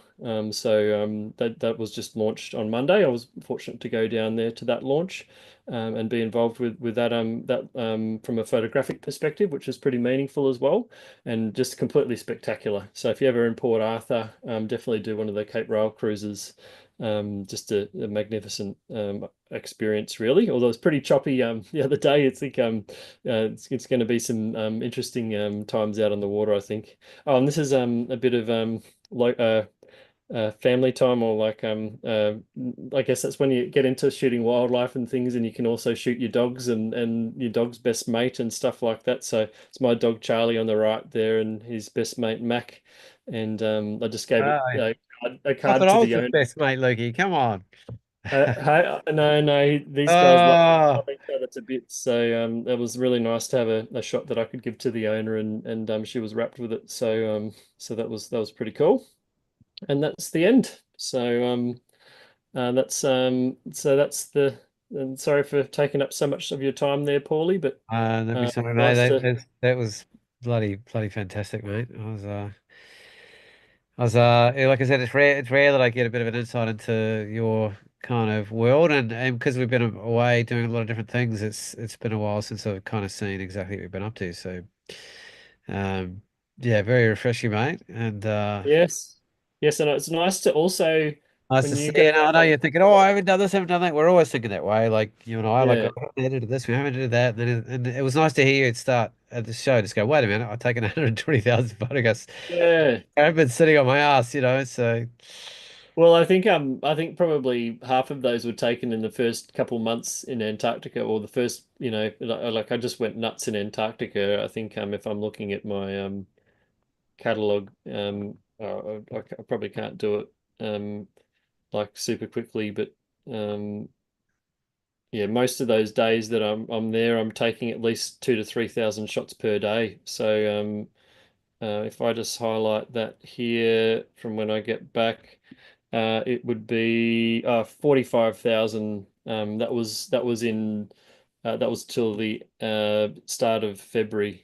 And then I took another 16,000 before that. So yeah, so it's it's not that I would also say, like, it sounds impressive when you say you've taken a lot of shots, but realistically it's actually the opposite, because I mean it's nice to have a lot of shots to choose from, but it's also not, because that means that you've got so many to go through. And so if you think about from a maths perspective, if you have you know um I'm not good at maths, by the way, but like one shot, if you're looking at one shot for 1 second, and then so how many seconds is 120,000 seconds? It adds up quite a lot. So it's going to take you a very long time to actually go through, even if you're just looking at 1 second, you can't make a decision in 1 second. So that's like the absolute minimum amount of time it would take. Maybe someone that's got some time watching can calculate that and let us know in the comments. But yeah, you get the idea anyway. It's a catch-22, and when you've got lenses and cameras that can really react fast, and you can take a lot of shots, 20 frames a second, 30 frames a second, your shutter count and your amount of data that you're generating can go up very quickly as well. So that's always it's not it's a double-edged sword having a lot of shots, and you got to work out where to store them and all of this sort of stuff. So I try not to get too excited about the number, but it does still mean that you were out there and did some stuff. So that's always good. And I think in the scale of things, if I was to compare it to prior years, it's actually not as big as some of the other years that I've had as well. But I haven't done a lot of editing either, so I probably haven't culled as much as I have. So probably would drop down quite a bit if I culled a lot better too. Anyway, that's my time in the sun. Yeah, I like doing things in intense bursts. And then I think you and I are a little bit similar like that. And when we shoot, we just shoot the absolute bibs out of anything. And it's sort of that's how my creative flow likes to work. I think it's why I like aerial photography so much. I like, oh, hour and a half. Oh, I just shot 6,000 photos. Like, who the hell does that in an hour and a half? And yet, I could spend months going through those shoots, finding new material, and even years later, go back find new material all the time. And it's quite different from the traditional landscape on the ground where you might spend days floundering around trying to get, a couple of shots that you like. It's sort of, yeah, I find it more dynamic and interesting, those bursts. What's also really amazing with at least how what we do is that you it's more about making it count when you're there, because like when I'm selling prints, like I'm selling prints that I took in 2017 and 2016, and like because we're fortunate that we can take these images that literally are timeless because they've been like that for 10,000 years or whatever. Maybe not that long, but you know what I mean? Like the landscape, when you're photographing wilderness, in theory, it should be pretty much like that when you go back next time. It just might be in flower or not in flower, or there's more water or whatever. But if you take a really good shot and you execute it well, then the time you took it sort of becomes irrelevant. Especially like look at the ones behind me. They are like the iconic shots that Peter Dombrovskis took, and they're completely timeless. And so in some ways, it's like a long game, this landscape caper, in a lot of ways. You it's more about just getting the conditions right, and that's why I'm big about planning, I suppose. When you go out there, you actually get the shots that have the conditions in them that will sort of make your shot stand out. Apart from all of the other shots that have been done there, and some of these places have been, hundreds and thousands of photos have been taken in, and like your job is to kind of work out, well, what angle's the best, what conditions are the best, what light's going to be the best, when do I need to be there, and then find a time when all of that lines up. And so if you're interested in knowing more about that sort of stuff, I am actually started to post some videos on my own YouTube channel, which I am planning to do some lives too down the track, but basically it's all about planning and talking about apps and talking about light and how to pick the right light, pick the right conditions for the shoots that we're doing. And I feel like there's not a lot of stuff out there about that. And also it's something that I really just nerd out on big time, and love talking about the weather and understanding, and by doing things and teaching people things. And I've already done a lot of research about that, and I've learned a lot about weather forecasting models and things as well, because I need to make sure that the information I'm providing is as accurate as possible. So it makes me better as well. So yeah, definitely check out my YouTube channel if that's something you're into, and hopefully you find the videos on there really useful for your photography planning, and just understanding weather in general, and how to use some of these really pretty complicated tools in a way that they look simple enough, but and sometimes that's almost kind of uh, like deceptive. Like it looks really simple, but there's actually so much power and so much information there that's sort of under the hood, and it's just knowing how to find that and making the Yeah, most what was out of that? it. We were talking about it the other day because you and I use Wendy a lot as probably as a singular app for just about everything, and it's just now accessing one of the new models. I think you were saying Yeah, that. so there's probably one of the biggest things that's happened this year for me Yeah, actually. yeah. Because windy.com is a app used by a lot of people. In fact, when I'm in Antarctica, they use windy.com when they'll show that up on the screen saying what's happening with the weather to everybody, and that's what the captains are all using to plan around what they have other things too, but that's one of the services that they use, and it's used a lot in the aviation industry as well. So it's very well regarded application in its own right. So not just for photographers, obviously, but it does pretty much now that it's got Access C model in it. It's kind of one of the last sort of things that was you had to use another app for, and so now it's sort of all integrated into that one, and their implementation of it is just brilliant as well. And what was probably the most meaningful for me was I actually after learning about the models and what models are better for this thing and that thing, I quickly worked out that Access C was the one to really pay the most attention to. And I wrote into the forum of windy.com saying it would be really great as some feedback that if you could implement Access C model, because they have Access, which is the Access G model that was already in there, but that's significantly less accurate in terms of a resolution. It just didn't have the level of granularity of the information that Access C has. And so that you can see a bit of a thread where below that people said, "Oh yeah, that'd be a great idea, etc., etc." And Wendy got back to me at the time and said, "No, we're not looking at that at the moment." And then out of the blue, they wrote on the thread in November this year saying, "Oh, it's about to be implemented." And so, and they re-commented on the thread where I'd originally requested it. So, what it meant to me was if there's something that's not in there and it's a service you like or whatever, definitely give the feedback because if there's enough people that suggest it, then it will actually, well, they may listen and actually bring that ahead. And I think it's quite surprising. And I do the same thing with Sony as well when I give them feedback about the cameras. You'd be surprised, I think, how a well put together bit of feedback could actually transition into some form of action. And so I feel like that's a really great, yeah, it's very meaningful for me to be able to improve. Like, I'm not saying I'm the only one that requested that either, but it's amazing to have like that help to bring that to everybody to be able to use. And so that's maybe I'm being a bit of a Access C evangelist at the moment. I don't know, but it's definitely yeah, brilliant. When you use it and see the difference, I think you'll understand as well. It's pretty fantastic. In fact, our friend Nick, we had a very big rainfall event recently here in Tassie, and the granularity or how much information it showed as to where that rain was going to be falling was very accurate actually, because on Access C it said that there was going to be a huge amount of rain in this, and where I live there wasn't as much, and it actually did eventuate that way. So it's a lot better from that more local sort of level of things, and that's what C stands for in the model. I believe it stands for city, so it's kind of got that much smaller focus area in relation to that. Although it's actually not that small, it covers all of Tasmania and the southern part of Victoria for the VicTas windy model, and then there's other regions covered like Adelaide and all of the capital cities basically. So yeah, so sorry raving on about that, but it's definitely worth checking out. And if you want to know more about how to use it and all of that, that's what my videos on YouTube are for. So.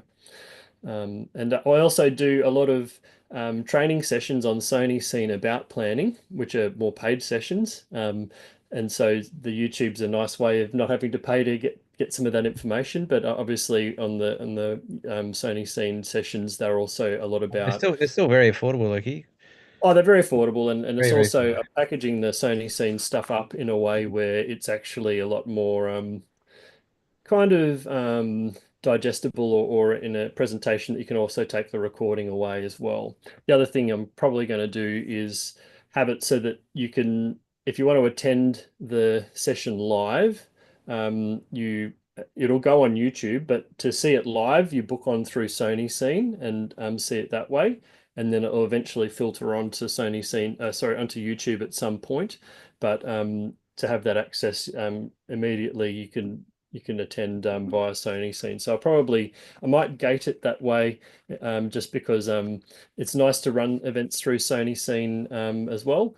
So there might be a bit of that happening as well. But in any case, I'm really excited about doing that, and it's nothing about taking a step away from talking landscapes, because it's I'm sure half of you heard me talk about all these models, and we're just like, I just get on with the pictures, and we're still waiting to see Paul's pictures. So, yeah, Yeah, yeah, it's okay, to show some.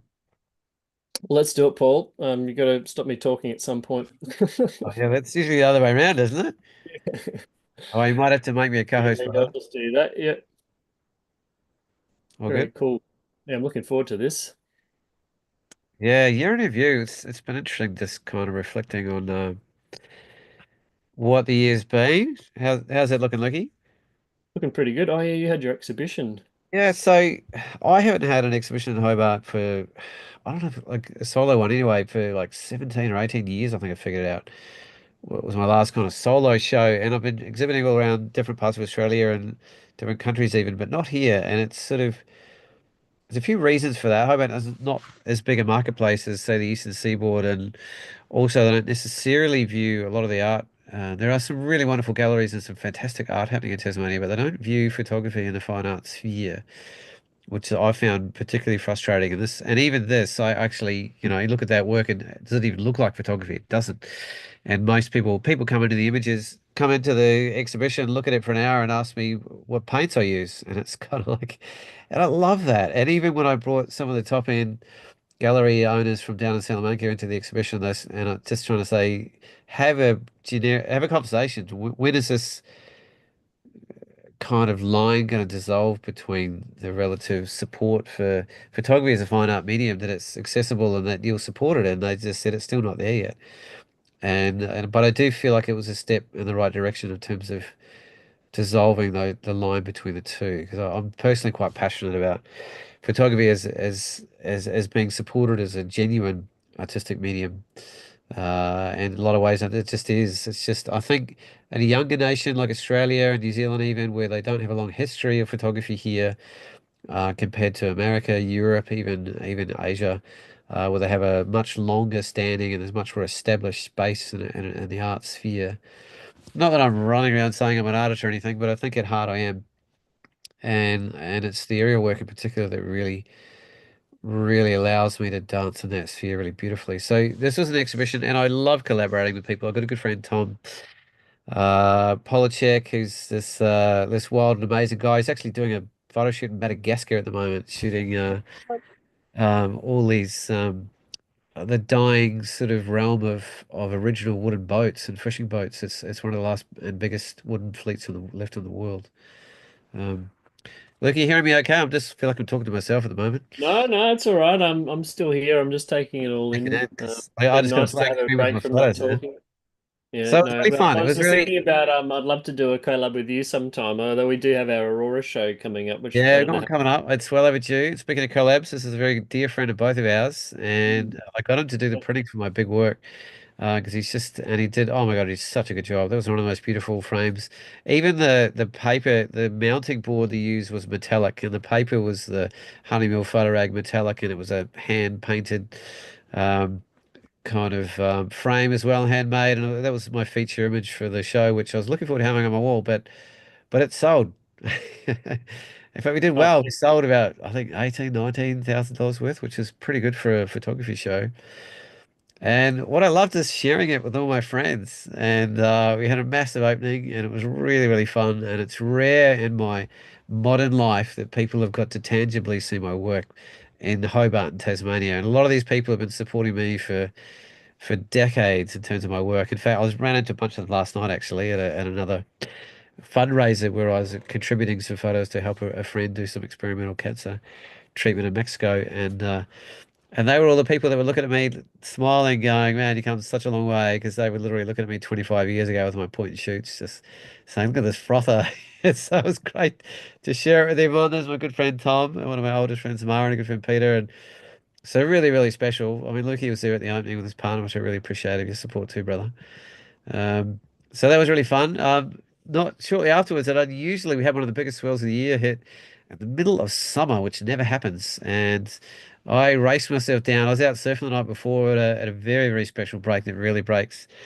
And I was talking to one of the guys out there, I recognized as one of Australia's top big wave surfers. And I was like, God, what are you doing here, brother? And he's like, Oh, what are you doing tomorrow? Shippies is gonna be on. I'm going down there with all the boys, and so I raced down there early, got up at 4 and zipped on down there because it's a bit of a mission. It's an hour and a half drive each way, hour and a half, 2 hour walk each way, just to be able to get down there and even look at it. And Which spot was this, Paul, if you can share? Shipstone Bluff. Oh, should be okay, right. Yeah, so Shippies is a colloquial word for that, sorry, in the surfing community. Do you walk down to the rock shelf down the bottom there, or is this taken from up the top? Rock shelf down the bottom. Yeah. Oh wow.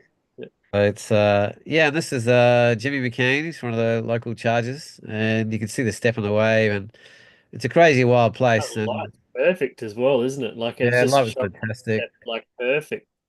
I missed the biggest of it. I think the hour before was bigger because I didn't actually get there till maybe 8 by the time I actually was taking the photos. But and all the boys are down there at the crack of dawn. Well, Anyway, eight would be there's eight one would be more of the pretty early exhibition. for There you go. you anyway. We had 83 images in one exhibition. Anyway, that was pretty wild, but pretty fun and definitely a big highlight of my year. Just to share my work at home with the people I care about in my community, which and it's not online, it's tangible, it's real, and people could take it home. And people that have been supporting me for years and commenting for years, we're all buying the work and realizing that Jesus, one of the few and rare opportunities I've had to actually take some home. So super special for me in terms of a highlight of the year. Another big highlight for me was this image. Was actually selected as a finalist for the Australian Geographic Native Photography of the Year Awards. And this is, okay, anytime I go to this place, whether anybody wants to shoot this place or not, I'm like, we gotta go. It's called the Warburton Groove. It's basically in the northwest corner of Cutty Lake here. It's where if there's water coming, usually from Queensland, all the way down, which takes 2 to 3 months and has a 95% evaporation rate to get down there. This is where it first enters the lake. This channel that runs down just a strip, and it goes and it. This is a little bend right at the top, which I love particularly shooting.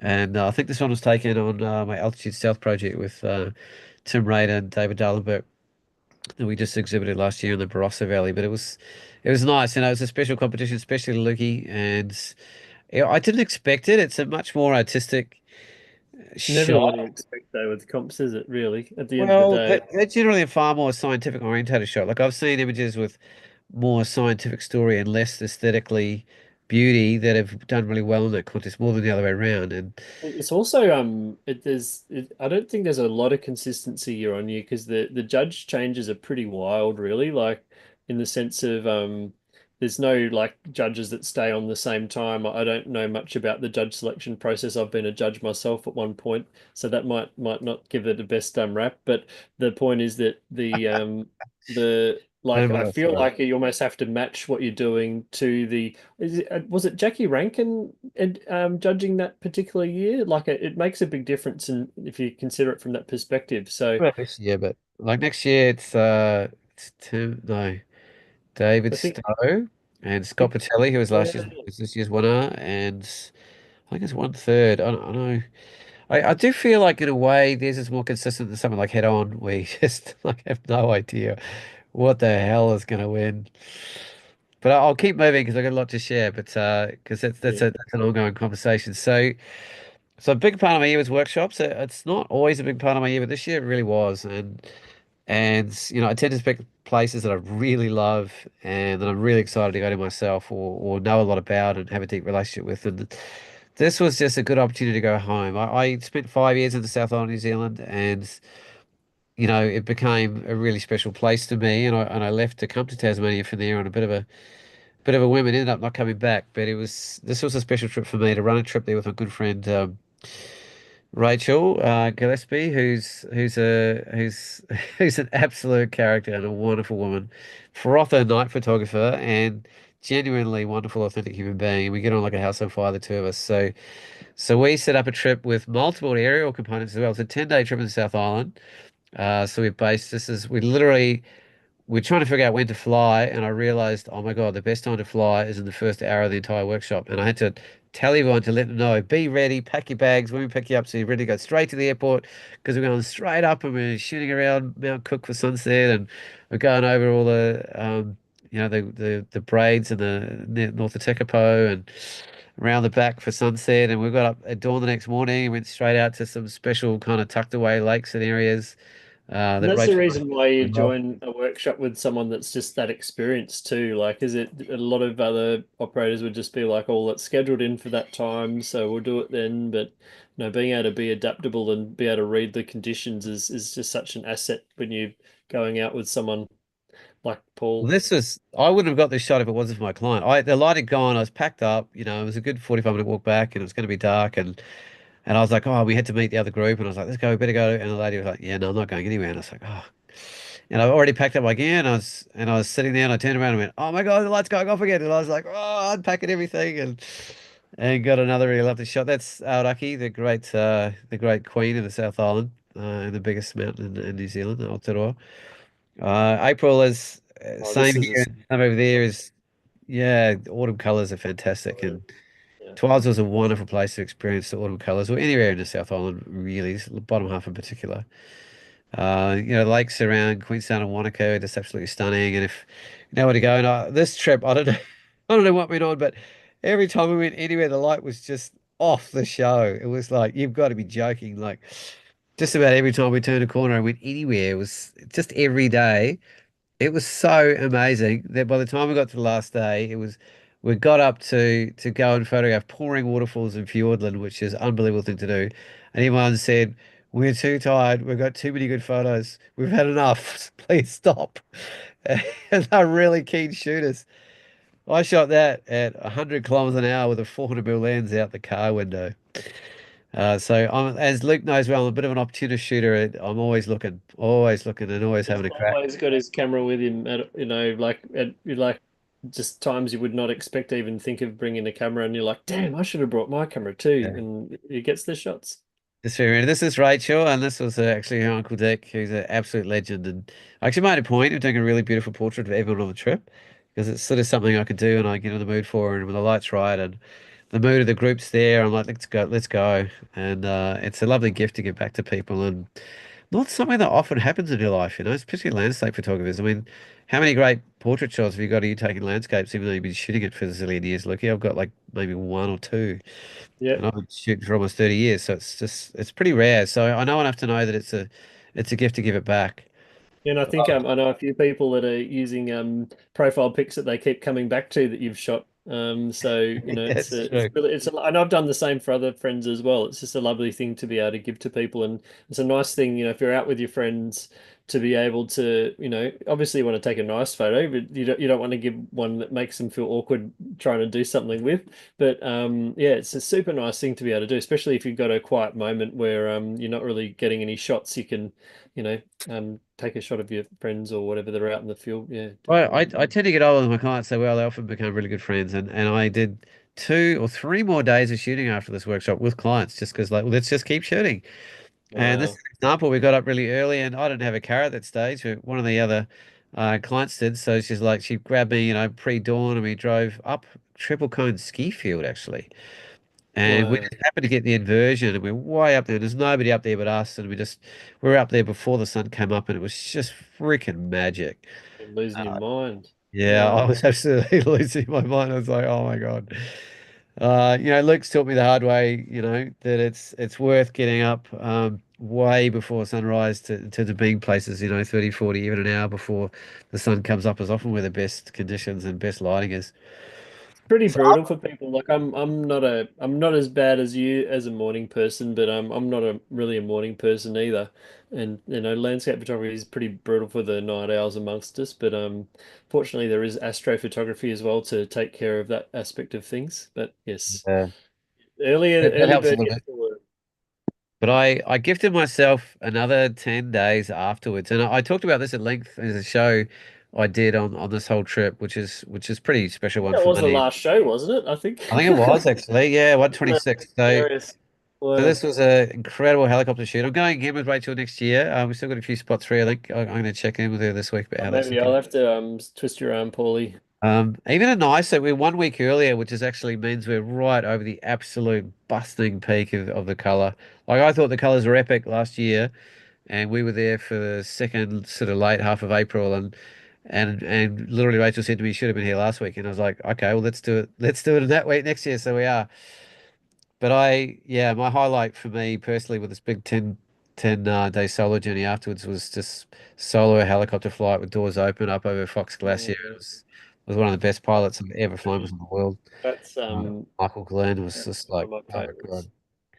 Yeah, and I haven't even edited all these properly. It's just one of those But things. you got some real good ones for natural landscape, I think. Well, a few comps really, but Yeah, I think so, that actually. one Yeah, as well, that reflection one with the reeds and the trees coming from the top as well is a yeah. real sting. So This is that's my tip to Valley you. Cook You know Valley, how is you it? gave the tip for me for the black and white? Yeah, Yeah, I yeah. think. Okay. No, it's going for the payback. I like that, Lucky. But I didn't see this, and the pilot did. He's like, "Look at this waterfall over here," and I was like, "What?" And it was That's a just great like, little Easter egg, oh, isn't it? I didn't even Yeah. see it at the time, and I was like, "Wow."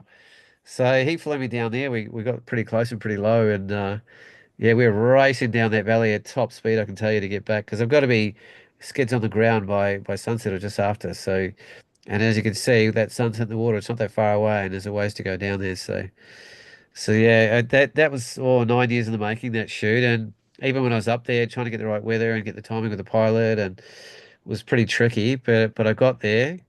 And then I was lucky. I got to shoot this 2 hours before Lukey and the boys even got to see it because I was in New Zealand. And I was just, that's straight up. That's looking straight up at the sky, like straight over my head. I was like, you've got to be kidding. What the hell is that? It was like the hand of God or something. And I had been planning all day where to go. I had all these epic locations up and down the western seaboard of the South Island that I thought I was going to get stuff that no one in the world had ever shot potentially at this level with Aurora-based stuff, and all of it went out the window when the cloud came in and just stuffed all of it. Because you had like Machu Beach and like all of Yeah, those. it's the island chains and the Pinakaki rocks and all sorts of Yeah. places planned out, and I scouted them all day just to shoot and had the spots, check the tides, park in, like, access everything.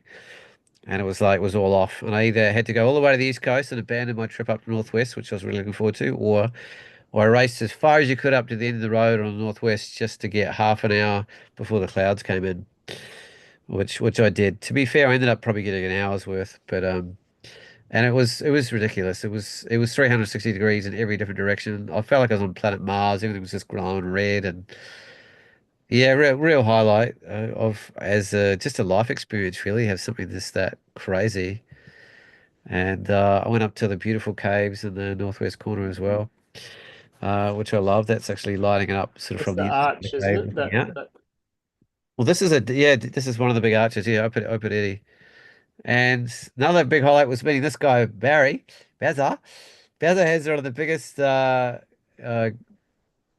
collections of what is it? Country music, country western music in the world.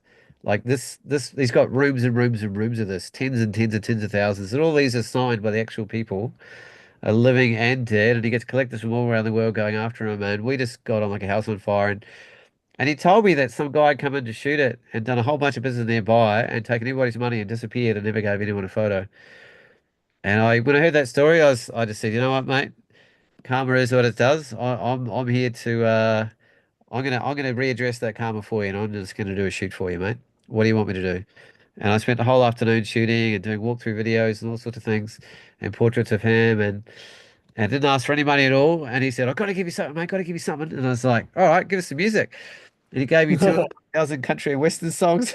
So I'm like, and that's about one, thousandth of his collection or something. And it's going to take me about 5 years to listen to them all. But not a big well, country it must have been person. pretty happy if he gave you that many. That's awesome. Oh, he was so stoked, man. He was so stoked. He's such a legend. Another example how you could use it. And another place I wanted to get to for at least 20 years is Castle Hill. This is Mm. actually like half an hour before sunrise.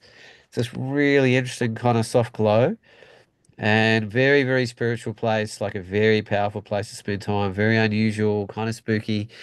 It's But you just sort of can't go there without feeling something. And when I dug deeper and I've known a little bit about the mythology, and there's some really deep Maori mythology about how the place is used, the spiritual teaching that was done there, and all sorts of different mythical kind of stories. And out the back, I found like this beautiful spiraling kind of thing that's used by people. It's often underwater, apparently, I heard, out the back there, and it just sort of comes alive sometimes. And I did a night shoot there, and it was a really eerie sort of place to be at night under the full moon. oh, it's just the area in general. And I share that with my really good friend Craig Robertson, who's a fantastic photographer over there, and he spent the night and is amazing. He's got a new flash Mercedes camper that I'm hoping to head up and do something with. And of course, anytime in New Zealand, I'm always trying to surf. And I don't know how I've done it, but the last three times I've gone home, I've got like the swell of the year for Raglan, which is arguably the best wave in New Zealand.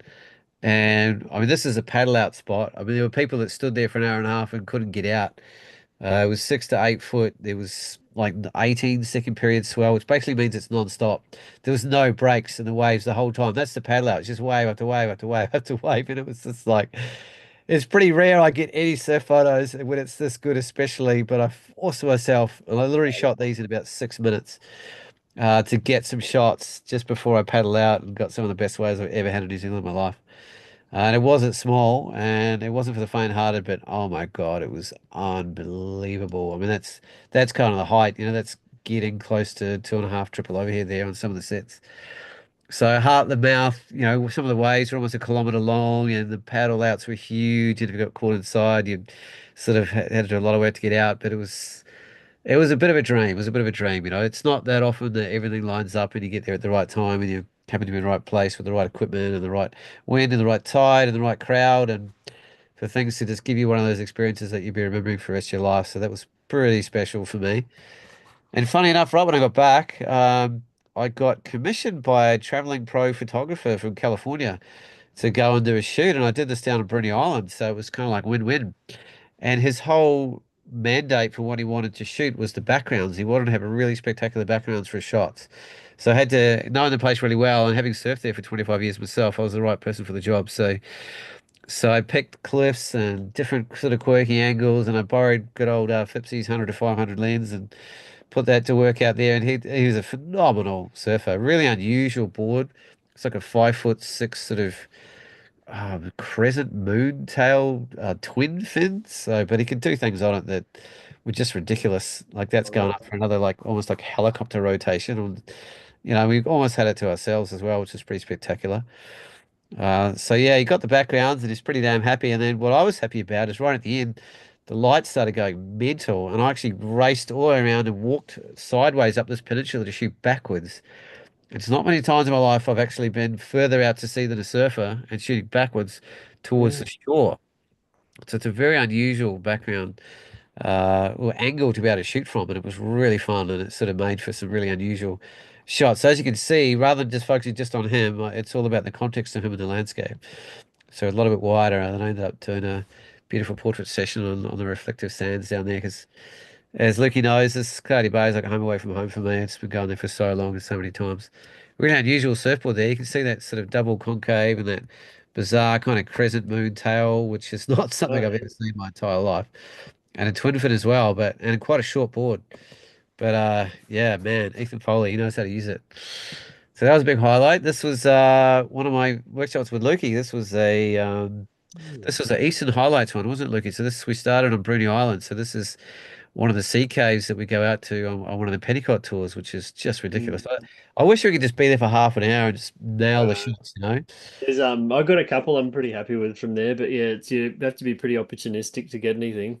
Yeah. Yeah, because I mean, it's just one of those places to visit. It's quite a big tour, and it's quite a long bit of ocean stretch to go to. And as a photography, they give you enough time to get a taster, but as a professional, we're like, oh man, imagine sitting there for half an hour and then playing with long exposures and I F-22 didn't realize starbursts. And we did those two 10-day trips, and I don't think I showed a single shot from shooting 20 days in around the yeah, I desert. know. So one of So, those. so one of the game changers for me, looking at in general of photography, and that specific reason is. First time in my life I had a camera with Wi-Fi capability. So while we're driving or whenever I got a break, I pick a couple of photos that I know are good and I download them onto my phone and edit them in Lightroom, and then I've got them there for the clients. And that's partly what the iPad's for, is I can give them that instant feedback of places, or did you think of this idea, or what about that perspective, or try doing the exposure a little bit longer, or what if you get a little bit lower or closer, or go for a warmer sort of tone in the finish. Like there's lots of, and it's really fresh in their minds because they were just there half an hour ago or a few hours ago, and they knew the settings, they knew the light. So it's a really fantastic learning tool. Yeah, that This is is one of the most difficult photographs I've done in a long time. And that there was, I reckon you had about zero point 0.4 of a second to take a photograph before your entire front element was just saturated with water that you needed a towel to get it off. In fact, you could hear it like thunder, and they'd already closed down one side of this walk already. And the next morning, I think this was shut down for 4 days. There was so much well, that water. platform was shut where you take it from, yeah. So that we're lucky to be able to get those shots at the time. It was wild. So we had some of the wildest we've ever had on a workshop, to the point where we had to actually evac people one night. We didn't have to, but we chose to, and it ended up being a good move because this place was shut down for a few days, and we couldn't get into the national parks anyway. So it was a good call, but it was pretty wild, wasn't it, Licky? It was an experience. It's not often you get like what four low pressure systems just It was like a hammering perfect time storm. after time. It's just relentless. Three or four of them, yeah, in a row, and some of them merged together, and it was intense. This was going way out into the southwest. We went as far as you can go by road, actually, which is just around the corner at the Strathcordon Dam, and snow falling, and yeah, we could hardly shoot really for a few days. It was just that wild, but it also made the shots you got just really spectacular. And I think the day before and the day after this road was closed. We just fluked it being able to get out here on the day we did. Yeah, we're, like it's one of those things, you can have bad conditions, or I don't like to say bad, but just conditions that aren't very helpful for your photos. But in hindsight, you can always look back on it and think, well, actually, we were lucky. Even though we weren't lucky, we actually were Oh, lucky. So it was it's nice to such have unique, isn't those. it? Like where our boat trip to Bruni was the last one before they closed that, and there's a few times where it was Yeah, like, they shut if we down were the there, ferry. Yeah, that's right. You yeah, couldn't even like get over to Bruny Island. yeah, so like there's a few of those sort of things where, it might have been unlucky, but we were also lucky. So it's like that parable of the farmer, if you've heard of that one, where it's maybe is that so or whatever, and the point is that Oh, yeah, this was the first night where it was like we started getting our payback. The weather was gorgeous. And this was one where, no, I shouldn't really say this, but everyone was sitting in the car when I took this because yeah, it that's was because we're literally like in the half an hour garden. after sunset. And often I've found that's my favorite light, like It is true. way So after. but not every sunset does that. I guess if you've got No, a clear horizon, though, it's always worth it. And having to say, or you have to say as well, that having that lichen just glows if you've it got picks it light on up. it. It really does pick Like, it up like a light bulb, just, doesn't it? and I think it's actually like part of it is it actually biofluoresces, and I'm sure that part of the glow is actually it biofluorescing as well. That's why it does have that luminous character to it. Yeah. Yeah, so Luke and I have been developing this really wonderful relationship with the Camberwell Camera Club, and fantastic people, one of the best clubs in the country, and big club too, very passionate and great ethos about it. And they actually approached Licky originally about designing a trip for them. And Licky got me on board, and we've been doing that for a few years now. And it's a bit of a dream for us because we don't have to worry about the clients. They're already there. We just got to design a trip. Don't worry about the clients. We don't have to get the clients booked on because the camera club, That's what I meant. it's members that are coming on, but we definitely worry about the clients otherwise. I mean worry about getting clients is what I meant, Yes, yeah, that's all right. which is a bit of a dream. Yeah, no, definitely. So if you're a member of a camera club and would like a custom trip set up, that's definitely something we can do around Tassie and other places. Yeah, yeah, I love that. Like people are already keen to go, and we've got all these ideas, and it's been an excellent match really. And Yeah, look, we've got two 10-day itineraries around Tassie that work really, really well. So yeah, yeah, really excited about that. so yeah, we're having a meeting with them tomorrow night to see what's next. So Mm. this is my trusty rather my favorite bit of equipment I've bought in the last year is actually this bike. I use it 4 or 5 days a week. It's got a nice big engine there, and this is my backyard. This is literally by car about 10 minutes from my house. But what happens Got a whenever very there's big snow backyard. is they close it down. Even if there's a sniff of it, and it didn't used to do this, but now it's like you've got no chance of getting up here unless you get up at some stupid time and walk 3 or 4 hours up there manually yourself to get to the top. And I'm like, I'm going to buy an electric bike with big fat ass tires, so whenever that gate is closed, I can go up there and do whatever the hell I want, which is exactly what I did.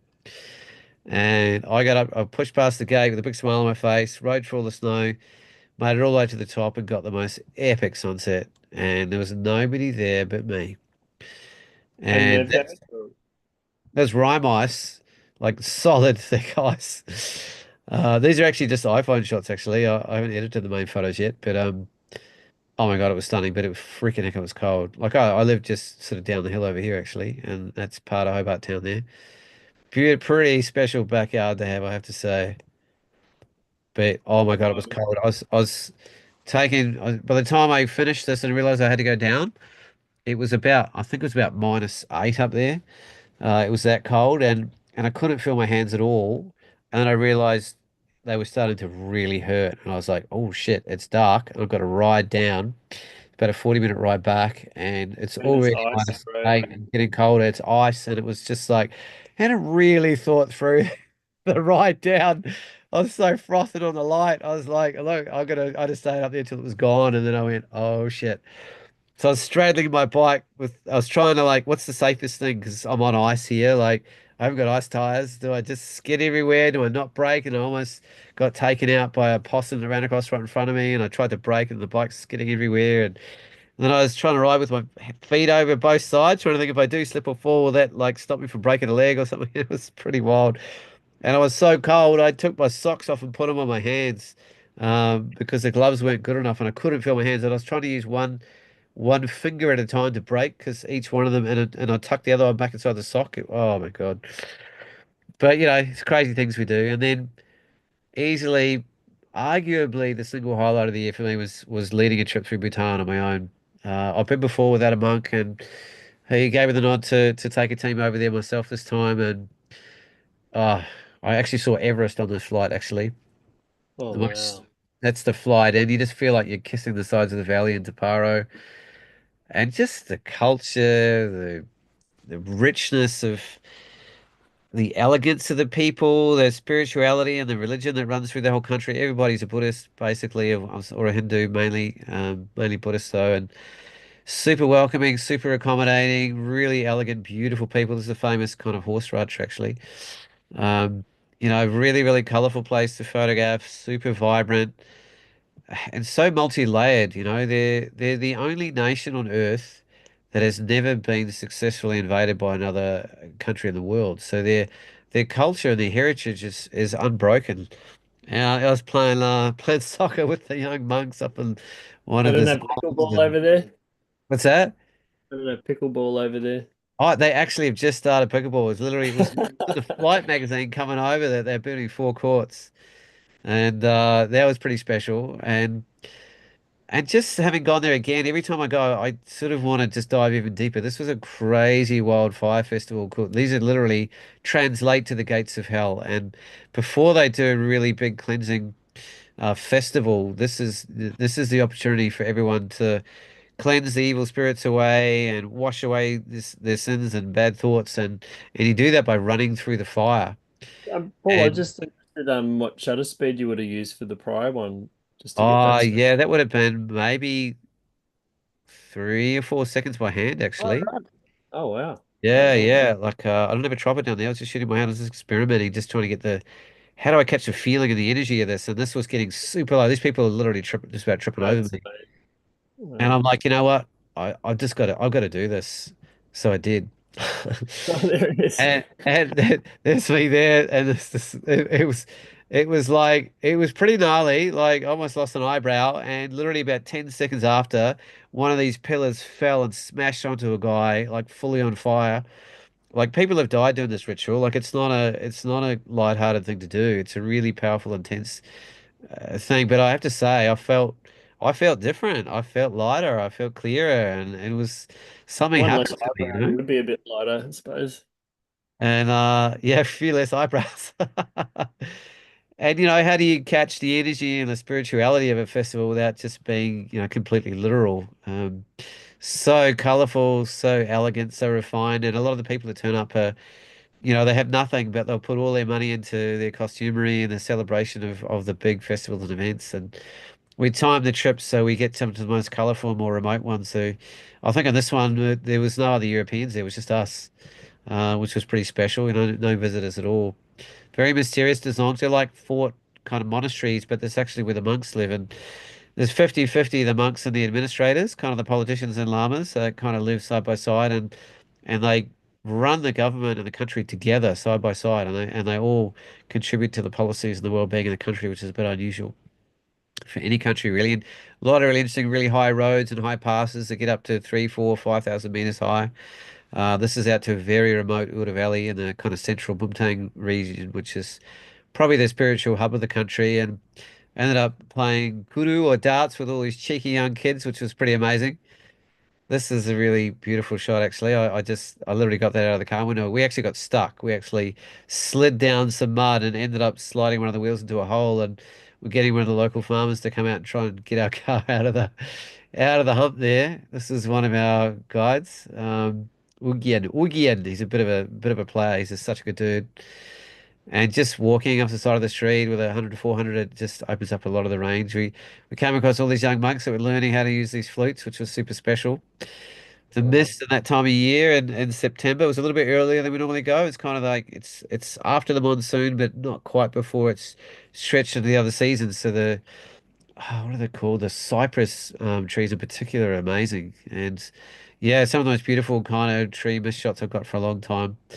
This is one of the more spectacular places. I had to climb up a few ladders and get to a little spot here. And this is, I think, is the Black Hat Dance, or one close to it, which is one of the more dramatic and colorful and fast moving of there. And I was kind of like, again, how do I shoot this in a way that speaks to the energy and the spirituality of the place? It's a bit wilder. Like it doesn't. It's pretty and it's graphic, and you can see the movement. You can feel a bit of energy, but then you go, whoa, what's going on here? It's that's kind of more what it felt like being there. It was wild and there was energy flying everywhere and there was this level of spirituality and ascension and the storylines behind a lot of the dances too are really alluding to a lot of that conversation as well. That the ethereal realm is a really big part of everyday life, whether you're aware of it or not. But such a delight. And I was actually using Revo rings and filters to get the longer exposures, Looky. Um, Mm. and just keeping really steady and just playing around with different shutter speeds by hand a lot of the time. A lot of cheeky, fun, gorgeous kids. She was particularly amazing young girl. She's going to go somewhere. I think she's going to be an actor or something. And popping out up to little dead end valley roads, trying to find places and meeting farmers and getting invited in for cups of butter tea, which is not for the faint-hearted butter tea. It's like having a pile of salt and a gallon of butter at the same time. And the We monasteries need is the salt to not get food poisoning or something. I don't know. The chilies, it's all about chilies over there. They just eat raw chilies. This is the meeting of two rivers, the Po and the Mo rivers, the mother and father rivers. One of probably the more spectacular, which is this song here actually. And the evening, beautiful to shoot in the evening. That transition from sort of day to night is a time I particularly love. And you can Wow. get some surprisingly contemporary sort of graphic shots too if you're just a little bit It'd be mindful. insane for infrared there. It'd be Oh yeah. insane. Make Oh sure yeah. you make sure if you go back, make sure you get a conversion by then. Yeah, I keep threatening to do that. This is going into Thailand after Bhutan and visiting one of my oldest friend in the world, and he lived in actually quite a remote village in northeast. This is backyard actually, in remote northeast Thailand. I just had some big floods, and I was just out on scooters. I love being on scooters. Not the safest thing in the world, but this is so fun. So really good photographically. This is the next door neighbours just working on the crop one night. And I went down next door to have a chat with them, and I had plenty of laughs. They're so welcoming and fun, and none of them speak English, but it just didn't matter, like universal language. And then I went through WA and I did an exploratory trip with my brother from another mother, Scott McCook, and we were trying to find all these new kind of wheat belt kind of areas and places that no one had probably photographed before that we knew of, and mucking around with all sorts of different styles and ways of photography and just going down back end dirt roads. And I mean, this is just looks like jelly beans to me. I mean, how do you don't come across those sort of places every day? And Scott and I are running a trip actually next year in April, no, May 10th, 10th to 16th, I think it is. And we're doing a combination of heli and drone photography through Kalgoorlie and all the kind of mining sites there, salt lakes all around the wheat belt in the southwest, down to the coast, back up through mining sites to Perth. Like big trip. We're going to cover a lot of ground and cover a lot of places and get to a lot of places that probably hardly anyone's photographed. So There's something, it's already half full, but I think there's two spots left if anyone's interested. But we certainly get into a lot of places like this. So we've been spending probably 5 or 6 years planning these trips and doing big 3,000 kilometer road trips ourselves, trying to find all the spots and go down the dead end roads and get permissions and figure out what season and what time of day and light the places are going to shoot best. But really interesting. It's not going to be a dull trip and it'll be a lot of fun. Very intimate. It's just 2-to-1 ratio, two instructors to four clients, two cars. So we have a lot of fun. We have a lot of games with each other and then I actually did a one-on-one workshop with a client from India. He literally rang me up and said, I'm coming to Perth in 3 weeks. Can you do a trip for me? And I was like, 48 hours later, I was like, here you go. And he said, yes, and we're on. And I squeezed it in between my next workshop with Lukey and did a really amazing trip up the northwest through Perth and up through the sand dunes and Lanzaland sort of area and up to Kalbarri here, where we got some amazing surfing in. It's pretty hard for me not to surf when it's like that. And the last time I was up there was that good. I actually commandeered some surf gear off a guy and paddled out. But the coastline there is ridiculous and amazing and beautiful. And some of the skies we had were just nuts. Mm. But the big focus was Shark Bay, and we went up there and had an incredible time over 3 flights, two of them over a lot of the hotspots, and one quite experimental flight to a lot of new places that even I hadn't been to much over the years. And that's saying something because I've shot there a lot. Textures in that are just it's just unbelievable. Yeah, it's hard to be like. Has it been done a bit? It kind of has, but is it probably the single best location in Australia for the diversity of material you can get? I'd say it is actually. It still is. Every time I go back, I just find new material, new places, different light, little pockets of places I haven't tried, different tides, different lighting conditions, different wind patterns even can make a big difference to what's happening with your shots. And you just, like, oh, I'll try it with a longer lens, or I'll go wider this time, or we'll go lower down, or we'll go higher this time, or we'll do a sunrise this one instead of a sunset.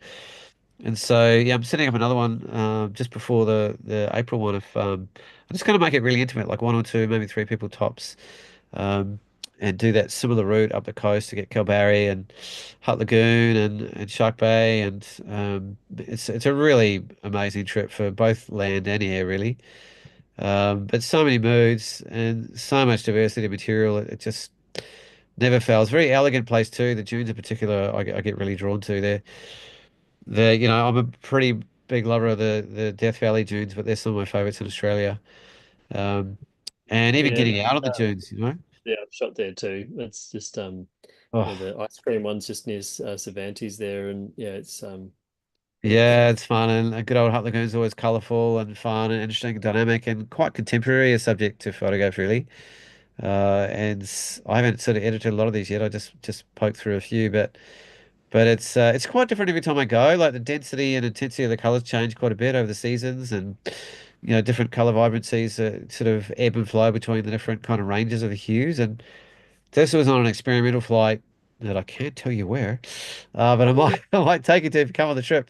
But oh man, we found some crazy, wild, amazing stuff over there, and that I don't think I think I might have about 10 years ago touched on some of it, but oof, it was so fun. that's a classic location, isn't it? That one, like that's Yeah, yeah, it is. And I a actually ended up cool. shooting another one next to it, which I preferred even more, and it was much smaller and more intimate. So that I'd never even noticed before. So even the same location, I'm sort of like, oh, wait a minute, what about that one? So yeah, this area here was I don't even know how to put it into words. It was a bit beyond words. It was just oof. There's a few more at the end I just chucked in while just before the show actually. And we got a little bit of cloud underneath us, which add a bit of dynamism and interest and that's something I look out for sometimes. What's a point of difference to a place. This was almost like a stingray or something, or just kind of making its way down a channel. It was a really unusual sort of feature. And this was almost like, depending on how you looked at it, it was almost like angel wings. And I don't even know how they describe this place. It was just like, what the hell's going on here? I found a photo from about a decade ago, a shot of it, and actually the shapes were not dissimilar, but the colorations and all around it were really quite different. But these features in here were actually still maintained some of that shape like a decade later, Would which a lot of these be taken with a polarizer, Paul, or generally would you yeah, use? yeah, I would have had it. No, I think I lost it actually before I got here. Uh, Um, because I lost it the day before, I think, on the your other preference side. would be to normally use one for this kind of work, Oh, you know what? I but kind of haven't a lot of the time in the past, and I decided because I like the coloration of the true color so much, I'll give it a go. And because the light's so bright, often when I'm going to these places, losing at 1.5 stops is not too big a deal. Yeah. But it was bringing out depths. I mean, it's particularly when there's water. I don't use it when there's not water so much.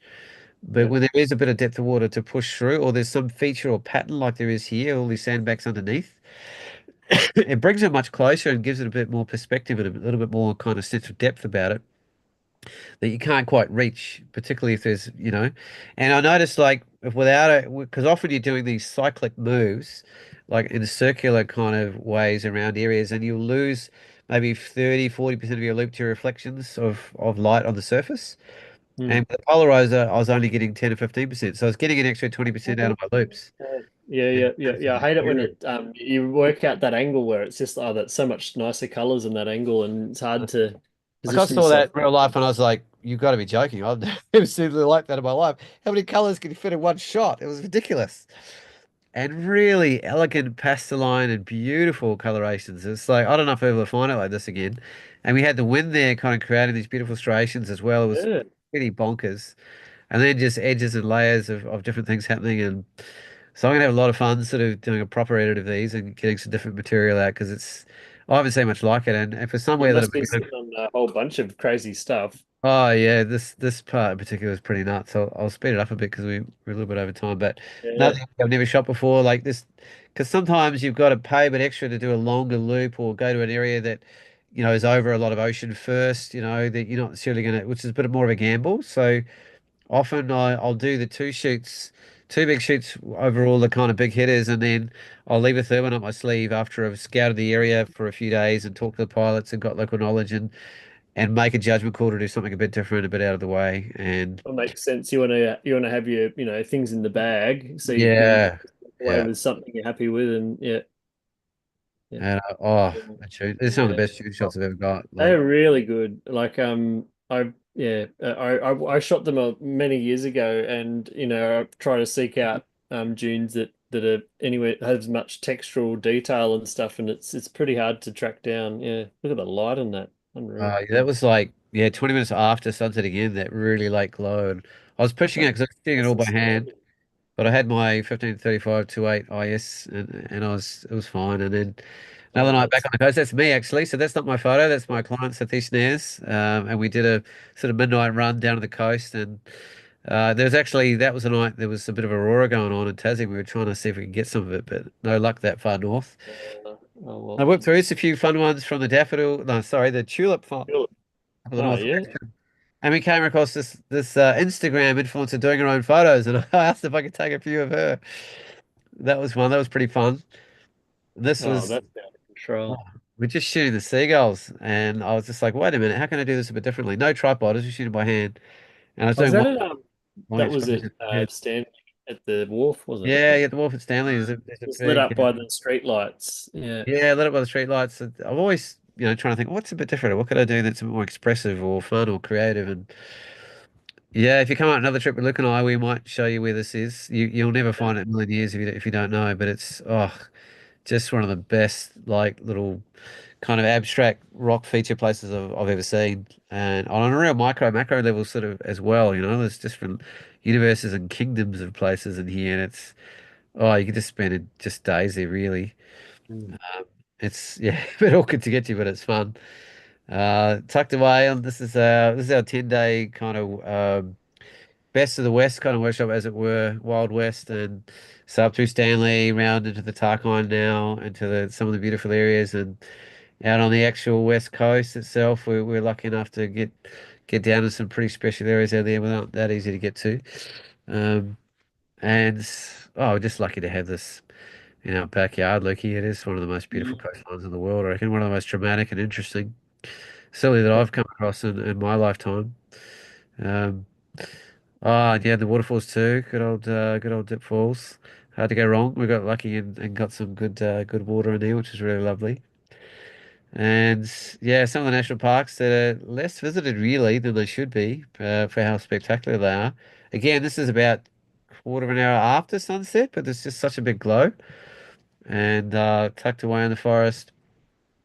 I actually shot that on the four. I got out the 400 mil lens in the forest. It started like isolating backlit birds and things like that, just as something different. This is probably shot at about 200 or 300 as well, this one, I think. Oh, actually, no, but that's probably 100, maybe 85. And yeah, there's some pockets of forest in there that just they're not so dense in the foreground, and you can just really roam around and get these beautiful foregrounds and hardwater ferns, and there's such a nice support mechanism for all your sort of photos. And the old edge of the world, can't go wrong. We literally stay in our workshops, just literally, you can see that from the front window of where we stay actually. It's so nice to be there, and every time I've gone here, I've never not come away with shots that I like. The edge of the world. There's actually, if you look west from here, it's the longest stretch of open ocean on Earth, all the way, I think, past Africa or past South America, all the way to Africa. It's just Yeah, open around to ocean. Argentina. Yeah, Yeah, it's all the way. So I'm often, beautiful line. get a bit lower, get a bit higher, include a bit more, add a bit of atmosphere, get some different angles. Like even places I've been many times before, like here, I never get surprised with what new things I find. Another classic premier location that we love to go to out there, but I didn't find this location until about a year or so ago. Maybe, and even though I'm going there for like 20 years, I just sort of went, wait a minute, how did I not figure out this spot? So I've been going back there a bit too. Oh, there's one of our lucky clients over there who was game enough to come out there with me. And yeah, we got really lucky and got some amazing conditions. And we spent 2 hours just watching the mist flow around this valley and slowly melt away. It was absolutely mesmerizing. Um, we're winding up soon, so I think this is my last image. And even though it's not a portrait, it's a special moment for me because this is a portrait that I took maybe 10 years ago, and it's been traveling around Australia as part of the Men with Heart exhibition, which is a 23 year long photo documentary project very close to my heart on exploring what defines healthy masculinity in Australian culture and health and well-being and suicide prevention, all sorts of things. And it's actually a dear friend of mine in this photograph, and it's just been chosen to represent Australia in the World Photographic Cup. Is that in the portrait category? Yeah, yeah, the natural portrait category. So even though I put in I don't know how many new, fresh, amazing landscapes, they actually chose this portrait to represent Australia. And that's quite interesting for me because it's the kind of body work that people don't necessarily associate with me because I sort of put my landscape work out there more. But it's really special for me that a project I believe in is going to get a little bit more of a voice and platform to be explored and appreciated. And I actually just got commissioned to do a big exhibition in a community gallery in the Northwest called the Hive with the Men with Heart project over a couple of months with a whole bunch of really highly interactive community-based events. So stay tuned Amazing. for that one. But yeah, I went about 10 minutes over, but I had a good year, so It's all good. No, it's been a pretty good one. One thing I forgot to share too, wherever I put it, is that the I got the my image on the cover of the Wild magazine. If you've heard of that Oh, magazine, looky, how's that? pretty cool magazine about adventures out in the wilderness and out in the bush and that sort of thing. So it's a nice Oh, always to get fantastic. a cover here and there. So that's Oh, pretty I haven't cool. had a cover for Yonkers, it feels like. Not that I've been knocking on anybody's doors, but yeah. No, it's one of those things that just comes out of the woodwork here and there. So we've been around long enough. It's one of those I probably had way more earlier in my career and sort of just backs off in that sort of respect. But yeah, it's nice to have a few little gongs here and there. Yeah. Cool. Don't, Well, I think we're a bit over time and that sort of thing, so we might look at wrapping it up. Hopefully you guys have had a really great time seeing through some of our photos, a bit self-indulgent tonight, but it is nice to reflect on what we've been up to and maybe show you a bit about what we were doing while we are having our little hiatus. As we mentioned earlier, we're very keen to get back into episodes now, and so we probably won't commit to a specific date, but it will be probably mid-Jan when we'll be back on deck, and maybe sooner with a pre-recorded episode that we've done with Luke O'Brien, as we mentioned earlier. So yeah, do keep an eye on things. Do you have anything that you want to mention, Paul, at well, all? I feel like we just kind of shared a lot of adventures and a lot of passion, and it's the end of a year, so it's a good time to be reflecting on what you want your new year to be and what kind of things you want to have in it and how you want to make the most of the privileges that we have in this beautiful culture and this capacity to travel even sometimes. And I'm not going to take it for granted. The way the world's going, I feel like we may not have as long a wicket as we'd like in terms of the freedom of travels. The things are rumbling around the place. So that being said, Luke and I shared a lot of adventures of our own and adventures that we've taken people on. So if you're looking at some adventures, we got plenty coming up. So Yeah, that's exactly right. Keep an and eye on. Well, if you've not subscribed to our mailing list, join us at I think it's list.tlp.show. The link will be in the description, and that's a great way to know about the events that Paul and or I or we're both running together. And so and then obviously on our websites as well. Paul's got the Sky Dreaming website at the moment for prints. I've got my own website, lukesharkey.com, as well as beautyoftasmania.com, which is my new sort of Tasmanian print store. And also, I do workshops over on Sony Scene, and I've run, I think, at least 26 to 28 events this year on the Sony Scene platform. And so it's been a busy year that way, and plenty more planned for next year, or at least in the works for that as well. So that's pretty exciting. Paul, do you have like well, a my resolution? New Year's resolution is to get a new website, which I think I've done 10 years in a row. It hasn't happened, so I can't say go to this website to see where to go. But talk to me because the New Zealand one's on Rachel's site, the WA one's on Scotty's site, and the Svalbard one is on Toby's site. I think I put one. I think I put the West Australian one up on my Sky Dreaming site. But my point is, what Luke and I are really enjoying, and I'm personally doing a lot more of as well, individually, or Lucas too, is custom trips. Getting people or clubs to say, "Oh, you guys take us somewhere," and Even a group of friends as well, very yeah, open to that as well. find a time So that works. Let's come up with something new or different. And Luke and I can do all the research and hard work and logistics and just take you on a journey. And I think in some ways I prefer it than trying to put something out there that you don't know if people are going to like or want to come to, as opposed to like people who are already keen coming to you going, listen, we want to go somewhere. Can you take us somewhere? Like, yeah, where do you go? it's much better. It's And so I fun. also offer trips where there's actually no fixed location, and so I actually will take you based on the planning and my knowledge of the weather and things. We go to where the best weather is, rather than being based at a particular location and you sort of just cop the weather that you happen to have at the time. So there are also abilities to be able to schedule or run things in a way where we actually just go to where the conditions are good, and we working with that too. So that's also a pretty fun way of doing it